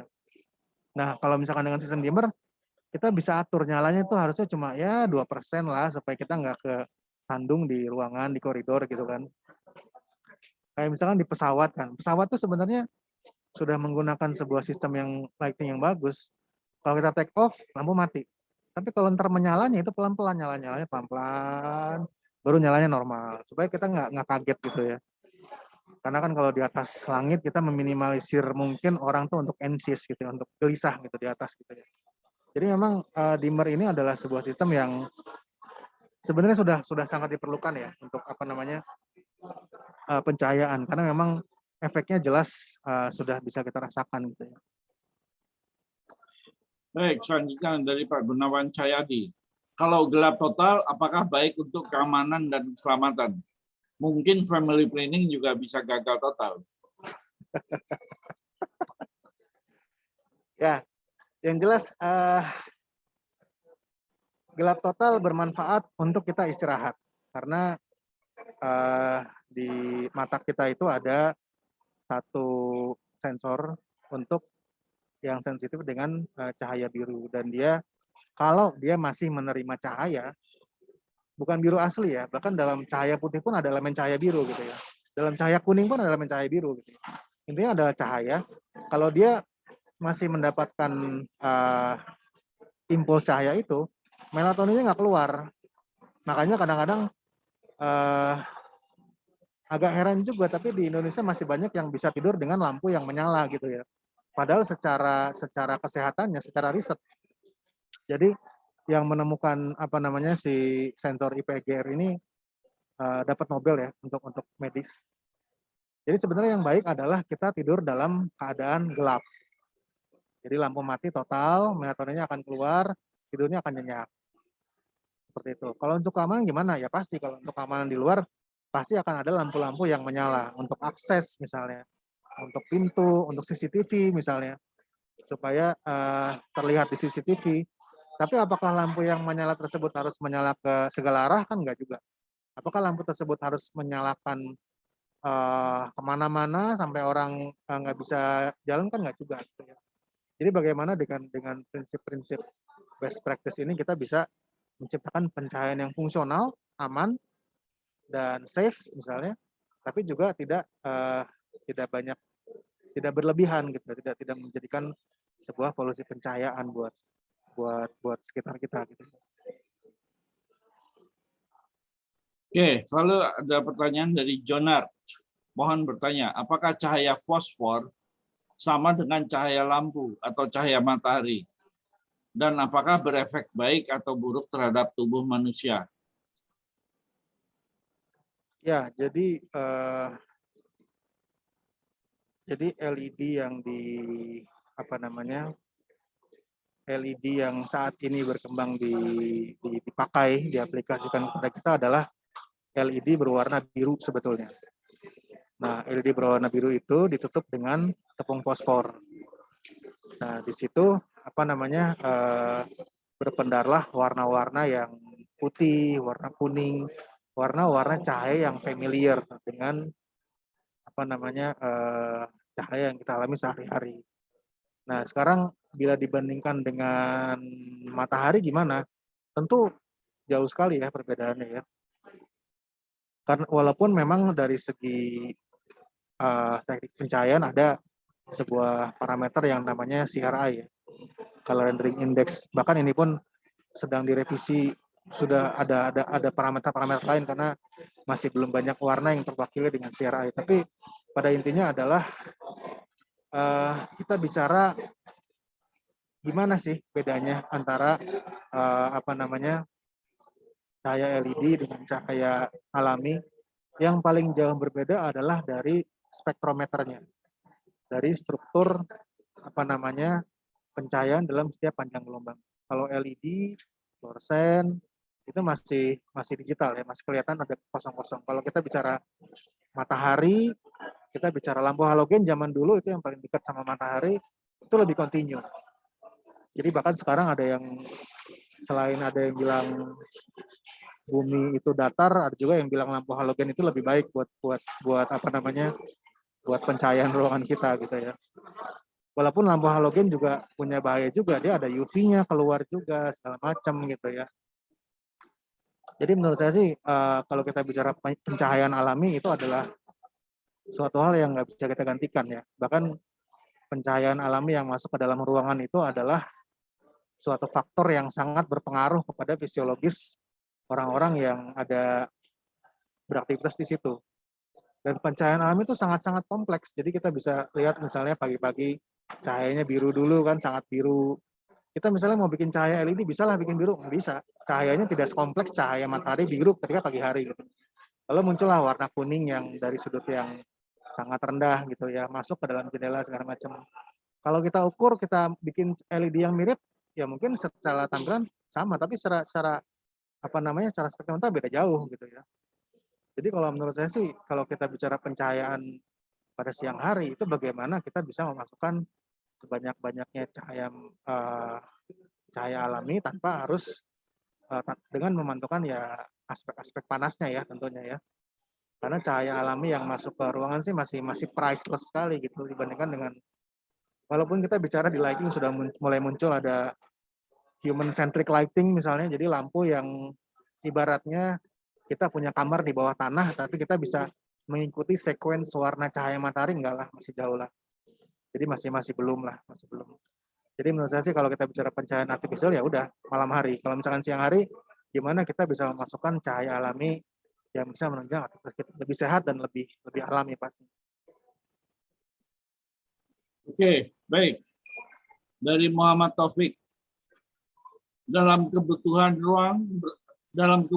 ruang berapa kebutuhan pencahayaan yang seharusnya dibutuhkan untuk manusia dalam desain interior agar tidak terjadi pemborosan? Apakah ada perhitungannya? Ya, jadi tingkat pencahayaan adalah namanya illuminance ya, lighting level. Dulu Pak Nugroho cukup ingat sekali ya masalah luminance dan apa yang lainnya lumen. Jadi ada standarnya. di Indonesia punya standar, namanya Standar Nasional Indonesia untuk pencahayaan. Dia mengatur tingkat pencahayaan yang sampai kepada suatu permukaan. Karena kita seperti yang tadi saya bilang, kita nggak mengatur cahaya yang terpantul karena itu akan ada variabel materialnya. Kalau cahaya yang sampai itu bisa distandarisasi. Jadi misalnya untuk kantor ada standar 300 lux, misalnya untuk ruangan bermonitor 500 lux, untuk ruangan beroperasi misalnya ada 10.000 lux ya. Macam-macam ya, standarnya macam-macam. Jadi kita tergantung melihat bangunan apa yang kita desain. Kalau kita bicara airport, kita bicara hospital, itu aspek standarnya itu jauh lebih besar porsinya daripada aspek estetis. Airport is a fully regulated business, dari mulai kita duduk sampai kita berdiri itu udah ada standarnya gitu. Tapi kalau misalnya kita bicara rumah, kadang-kadang sebenarnya intinya adalah bagaimana kita bisa bikin suasana yang menarik, suasana yang estetis, suasana yang nggak silau. Orang tuh kalau bisa udah masuk rumah tuh langsung sleepy, langsung ngantuk, langsung tidur. Jadi memang standarnya itu ada, dan di SNI juga sudah ada. So, memang kalau kita bicara praktis, banyak hal yang di luar standar yang harus kita pertimbangkan juga dalam aspek mendesain. Gitu. Kurang lebih sih pengalaman yang udah sih seperti itu. Baik, lalu dari Pak Gunawan Cahyadi, tadi sudah dibahas sedikit sebenarnya. Disiplin keilmuan apa yang sebaiknya ada di Prodi Teknik Pencahayaan. Jadi kampus mana yang sudah memiliki disiplin ini? Silakan. Nah. Ya, jadi kalau misalkan Prodi pasti teknik fisika sudah punya teknik pencahayaan ya. Cuma teman-teman teknik pencahayaan sekarang banyak juga yang mengajar di LaSalle College ya, interior design, ada arsitek. Di Untar juga ada alumni dari Pak Nugroho juga, namanya Pak siapa? Wenda. Ya, betul Wenda. Itu dia juga mengajar pencahayaan juga. Jadi memang sudah cukup banyak. Jadi ada aspek di mana pencahayaan menjadi pertimbangan sebagai seorang arsitek interior atau seorang insinyur jalan. Ada juga teknik pencahayaan sebagai sebuah profesi yang memang dilakukan sendiri. Jadi memang tinggal kita mau mulai dari mana, aspeknya akan cukup seimbang antara aspek engineering dan aspek estetikanya. Yang saya alami sih seperti itu. Ya, masih dari Pak Gunawan Cahyadi. Sebaiknya lighting di jalan umum dan taman-taman publik dari lampu LED atau natrium atau lampu yang lain? Ya, lampu natrium itu adalah lampu yang sangat menarik sebetulnya. Jadi dari segi spektrum cahaya itu dia cuma punya satu spektrum cahaya yaitu warna oranye. Makanya sebetulnya lampu natrium ini sebetulnya baik untuk area-area di area wildlife ya, area lingkungan hutan dan segala macam. Hanya si natrium ini memiliki banyak hal negatif juga. Kalau misalkan dia juga punya siklus, jadi kalau misalkan berapa lama itu sumber-sumbernya bisa pecah dan bisa mengotori lingkungan, bisa polusi juga bahaya. Dan dari segi dari segi lifetime ya pastinya lebih rendah dibandingkan LED. Nah sekarang kalau kita bicara LED, kita juga harus lihat kalau untuk lingkungan-lingkungan yang sudah jenuh istilahnya, sudah padat, memang sudah terang ya, LED ya paling bagus karena dengan efikasi antara lumen per wattnya itu lebih cukup tinggi juga. Tapi kalau misalkan kita bicara pencahayaan jalan untuk area-area alami, nah ini yang kita harus pikirkan, LED yang seperti apa yang kita pasang. Bahkan mungkin fokusnya bukan mencari LED dengan CRI terbaik, tapi LED dengan spektrum cahaya yang lebih spesifik untuk warna-warna tertentu, misalnya oranye, white, dan merah gitu. Kalau bisa malah birunya tuh minimal, hijaunya minimal, yang lainnya minimal. Jadi sehingga benar-benar tidak mengganggu. Kalau bisa LED-nya malah warnanya kayak natrium gitu. Itu yang paling bagus sebetulnya buat lampu alami. Makanya kita lihat apakah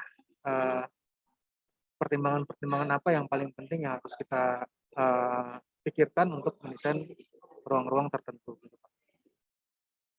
Oke, Pak Theodorus Agung, monitor. Ini ada pertanyaan yang kedua yang mungkin masih perlu dijelaskan, Pak Theodorus Agung.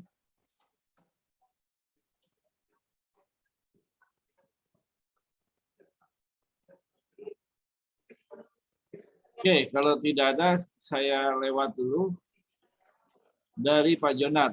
Apakah ada peraturan yang dikeluarkan oleh pembuat kebijakan, misalkan PUPR atau PU, tentang pencahayaan yang minimal pada suatu gedung atau rumah dalam ruangan yang bisa berdampak baik sehingga efek ekologi termasuk yang dipertimbangkan? Ya, sejauh ini SNI 6197 ya, kalau nggak salah tahun 2011 ya terakhir. Kalau nggak salah terakhir 11. Di situ yang dibahas di situ adalah pertama adalah level pencahayaan. Jadi bagaimana bagaimana kita mendesain tingkat keterangan suatu ruangan. Yang kedua yang dibahas di situ adalah power factor. Jadi bagaimana sebuah sistem pencahayaan itu harus mengikuti watt per meter square yang sudah yang sudah ditentukan gitu ya. Misalnya untuk office misalnya 7 watt per meter square misalnya. Ada yang 10 watt per meter square untuk apa? Ada yang berapa watt per meter square untuk apa? Tapi sebetulnya judulnya sampai situ. Jadi judulnya bukan standar pencahayaan, lebih ke konservasi energi dalam sistem pencahayaan. Jadi kalau kita bicara di Australia, kita bicara di Finland, kita bicara di UK, mulai banyak awareness ke arah sana. Bahkan di Finland tuh mereka mulai menyuntik dana dari pemerintah untuk merevisi sebagian pencahayaan jalan yang ternyata spill ke langitnya terlalu tinggi. Gitu. Jadi sudah menjadi awareness, sudah menjadi peraturan, dan sudah menjadi item untuk Departemen Lingkungan ya. Kalau di Indonesia masih belum. Jadi di Indonesia masih sebatas bagaimana kita menciptakan sebuah sistem pencahayaan yang mengikuti standar konservasi energi. Seperti itu Pak Nugroho. Baik, dari Syafrima Wahyu. Terkait perkembangan kacamata saat ini ada anti radiasi, ada anti Blu-ray.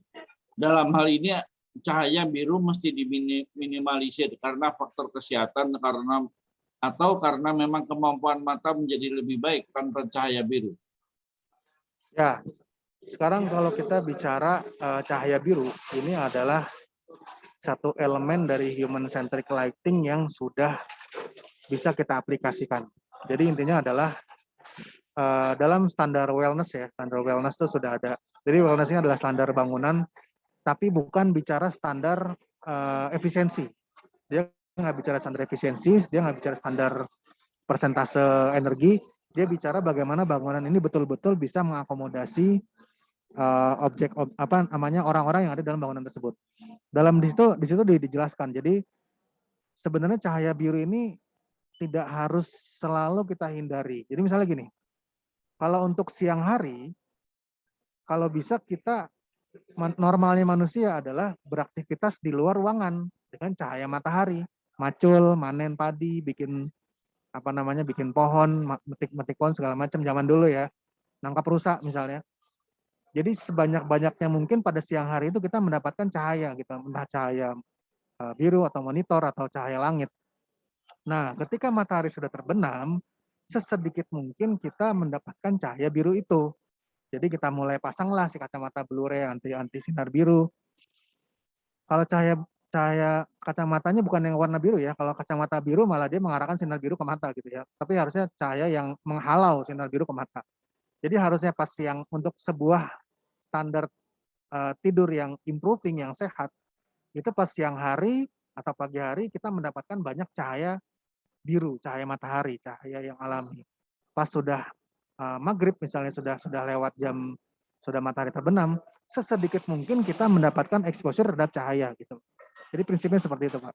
Jadi jangan sampai makanya kalau kita lembur misalnya kita depan monitor ya terus aja nggak ngantuk-ngantuk gitu ya, kecuali udah capek gitu ya. Jadi jam 9, jam 10, jam 11, dan saya juga pernah eksperimen, saya pasang lampu putih di depan mata, saya lembur sampai jam berapa tuh nggak ngantuk. Begitu lampunya mati, begitu laptopnya mati, mulai kerasa ngantuk, mulai kerasa capek gitu. Jadi harusnya adalah siang hari kita mendapatkan cahaya yang banyak, karena kita adalah makhluk yang beraktivitas di siang hari, pas malam sesedikit mungkin. Gitu Pak. Baik, lalu dari Pak Harisonto Wiryo, membuat cahaya soft sepertinya di contoh-contoh yang diberikan itu meredam daya dari lampu, berarti menurunkan efisiensi daya. Apakah tidak ada direct dan soft? Ya, jadi definisi cahaya yang soft adalah sebetulnya cahaya yang indirect. Jadi bagaimana cahaya itu cahaya yang keluar adalah cahaya yang dipantulkan. Memang di sini kita tidak bicara efisiensi. Apakah cahaya indirect itu efisien? Tidak, sudah pasti tidak. Efisien itu adalah ketika jumlah cahaya yang keluar dari luminer, dari fixture itu betul-betul tiba dalam suatu suatu permukaan gitu loh. Itu namanya efisien. Artinya semua yang keluar nyampe di situ. Nah, kalau misalkan semua yang keluar itu malah dipantulkan, itu akhirnya adalah yang tidak nyampe jauh lebih banyak. Bahkan kalau dalam skala indirect lighting atau skala soft, itu istilahnya bisa turun sampai 40% lebih gitu loh. Jadi sebenarnya kalau kita bicara efisien, indirect lighting nggak efisien. Tapi kalau secara tingkat kesilauan, indirect lighting itu silaunya kecil sekali dibandingkan dengan misalnya lampu neon yang kita pasang di atas ceiling misalnya. Itu pasti jauh lebih silau daripada lampu indirect yang kita sembunyikan misalnya. Jadi sebenarnya membuat sebuah pencahayaan yang indirect itu lebih ke memberikan efek visual yang lebih soft, lebih enak buat mata. Dan kalau misalnya kita makin tua tuh mata makin sensitif sama yang silau-silau gitu ya. Jadi kalau ada sumber cahaya yang kelihatan tuh langsung nggak enak gitu ya. Makanya indirectnya bisa diperbanyak. Memang kalau secara energi dia nggak efisien, tapi secara visual dan secara efek pencahayaan dia bagus sekali. Baik, lalu terkait dengan tanaman tadi sudah dijawab. Lalu dari Muhammad Ferial, sepertinya belum ada SNI untuk aturan pencahayaan di ruang publik. Apa memang tidak ada international standar untuk pencahayaan? Atau Indonesia belum buat? Mohon penjelasan. Ya, singkatnya belum buat, Pak.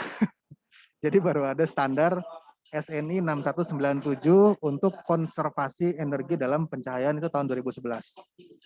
Setahu saya ya, setelah itu belum ada lagi standar-standar pencahayaan, apalagi mencakup standar untuk circadian lighting belum ada, apalagi pencahayaan untuk alam supaya tidak mengganggu belum ada. Jadi masih belum terlalu banyak sih. Kita terpaksa banyak ngambil standar keluar yang sudah ada praktisnya di sana lebih dulu ya. Jadi kalau ada hal-hal yang seperti itu kita udah pasti keluar ngambil standarnya. Oke, lalu dari Muhammad Feria lagi, pakai software apa untuk modeling dan simulasi hasil pencahayaan daripada membuat mock-up atau trial error? Itu dua hal yang berbeda ya. Jadi software simulasi pencahayaan akan mengantarkan kita kepada cahaya yang tiba dalam permukaan. Sampai situ aja. Apakah bisa menentukan suasana ruang? Bisa jadi iya, bisa jadi enggak. Karena memang faktornya banyak sekali. Bisa kita berkaitan dengan bagaimana cahaya itu kita lihat. Karena jumlah dengan kualitas beda ya. Kuantitas dengan kualitas beda. Ada hal-hal yang memang sudah standar, kita bisa lakukan langsung dan kita bisa hitung langsung jadi sebuah solusi. Ada hal-hal yang harus kita lihat karena variabelnya begitu banyak. Gitu. Jadi trial dan errornya pun sebetulnya bukan sesuatu yang banyak sekali kita lakukan, enggak. Kita mungkin punya 2 solusi atau 3 solusi, kita coba mana yang paling bagus, kan seperti itu. Oke, lalu ini pendapat dari Pak Harisonto Wiryo bahwa supaya tidak keliru menginterpretasi penglihatan apa yang kita lihat, sebaiknya spektrum sumber cahaya itu spektrumnya lebar, begitu. Ya.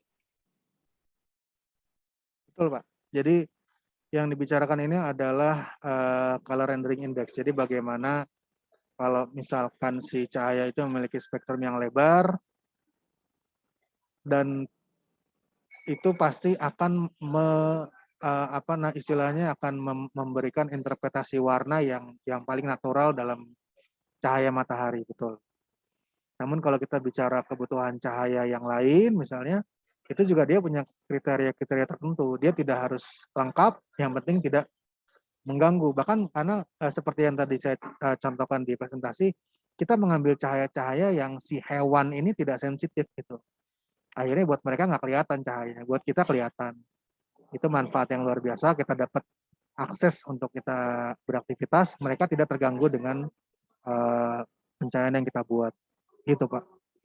Mungkin yang tadi di sawahnya, di lampu pagar dekat sawah mungkin boleh dicoba tuh dengan cahaya-cahaya yang warnanya kekuningan. Jadi istilahnya mungkin tidak terlalu mengganggu tuh untuk lingkungan sekitar. Akan menjadi hal yang menarik tuh Pak untuk disurvei Pak. Baik, dilanjutkan dari Pak Gunawan Cahyadi. Bagaimana fungsi dan peranan kaca atau cermin dan lensa dalam teknik pencahayaan? Apakah dapat dibedakan kegunaan kedua elemen tersebut bagi efek visualisasi pencahayaan? Penggunaan kaca cermin. Ya, penggunaan kaca cermin akhirnya dilakukan di lampu halogen zaman dulu ya. Makanya namanya MR16. MR16 itu artinya mirror reflector. Mirror reflector 16 itu diameternya ya. Jadi di situ cermin digunakan dalam sudut-sudut tertentu untuk mengarahkan cahaya kepada arah tertentu supaya silaunya berkurang, supaya arah cahayanya memiliki sudut dalam arah tertentu. Nah, kalau kita bicara lensa, luminer-luminer yang terakhir ini banyaknya menggunakan lensa. Jadi lensa ini punya kelebihan dibanding mirror karena dengan lensa ini hampir semua cahaya yang diproduksi itu diarahkan oleh lensa. Tentunya kalau kita bicara lensa, kita bicara material apa yang supaya si lensa itu nggak fatigue ya. Kalau dia menggunakan material yang kurang bagus, lama-lama lensanya akan buram, menguning, angus dan segala macam. Jadi untuk mengarahkan cahaya ini bisa dengan zaman dulu bisa dengan reflektor atau dengan aluminium reflektor. Yang pasti adalah mengarahkan cahaya, atau zaman sekarang kita LED juga sudah cukup banyak yang menggunakan lensa. Artinya si sumber cahaya itu langsung ditutup total dengan lensa supaya cahayanya yang semua cahaya yang jadi spill-nya sangat minimal gitu. Jadi yang lebih banyak adalah cahaya-cahaya yang sudah terarah. Seperti itu, Pak. Baik, ini informasi terakhir dari Pak Paul Wijaya. Ya, pertanyaannya habis. Pak Paul Wijaya menuliskan bahwa ada peraturan Menteri Tenaga Kerja nomor 5 tahun 2018 tentang kesehatan dan keselamatan kerja lingkungan kerja, memberikan batasan intensitas cahaya di tempat kerja. Hanya sayangnya belum mengatur efek cahaya lain seperti silau, flicker dan sebagainya.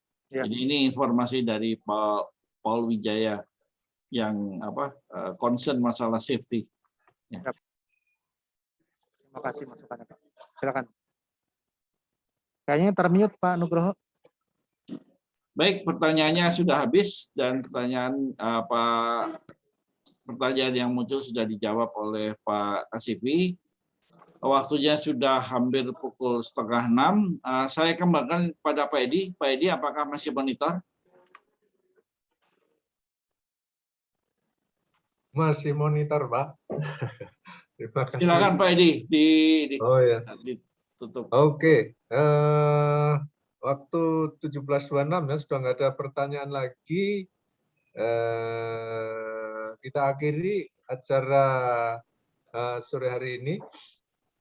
Sekali lagi Badan Kejuruan Teknik Fisika PI mengucapkan terima kasih yang sebesar-besarnya pada Pak Abdullah Kasifi yang sudah menjadi pembicara mempresentasikan masalah desain pencahayaan artifisial dengan pertanyaan-pertanyaan yang cukup banyak ya, sudah bisa dijawab, didiskusikan pada sore hari ini. Terima kasih Pak Efik Nugroho Sulami yang sudah menjadi moderator pada sore hari ini. Saya berharap ya mungkin selain saya ada yang lain gitu ya, dia moderatornya ini untuk acara webinar BKTF ini. Terima kasih Pak Paul Wijaya yang sudah menyampaikan seminar sore hari ini, dan terima kasih Ibu-Ibu dan Bapak-Bapak sekalian yang sudah bergabung pada acara webinar BKTF sore hari ini. Kita akhiri acara webinar ini, kita lanjutkan minggu depan ya. Mohon maaf kalau ada hal yang kurang berkenan. Salam sehat. Salam sehat-sehat selalu dimanapun berada, tetap disiplin, menerapkan protokol kesehatan.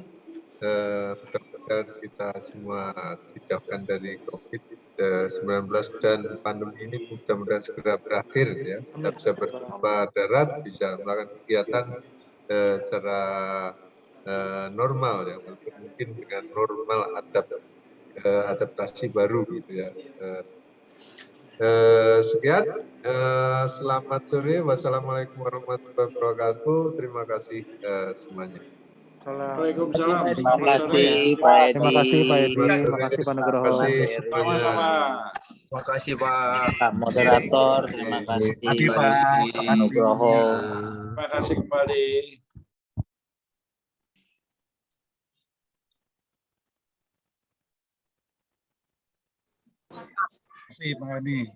Ya, terima kasih Pak Momon. Sehat-sehat Pak Momon. Ya, Siap Pak Edi, terima kasih. ya. Pokoknya monitor aja Pak Edi. Monitor nih yang ada di gambar-gambar ini. Oke, Siap. terima kasih. Mohon Terima kasih. izin ya, kita tutup ya, sampai ketemu lagi pada acara selanjutnya.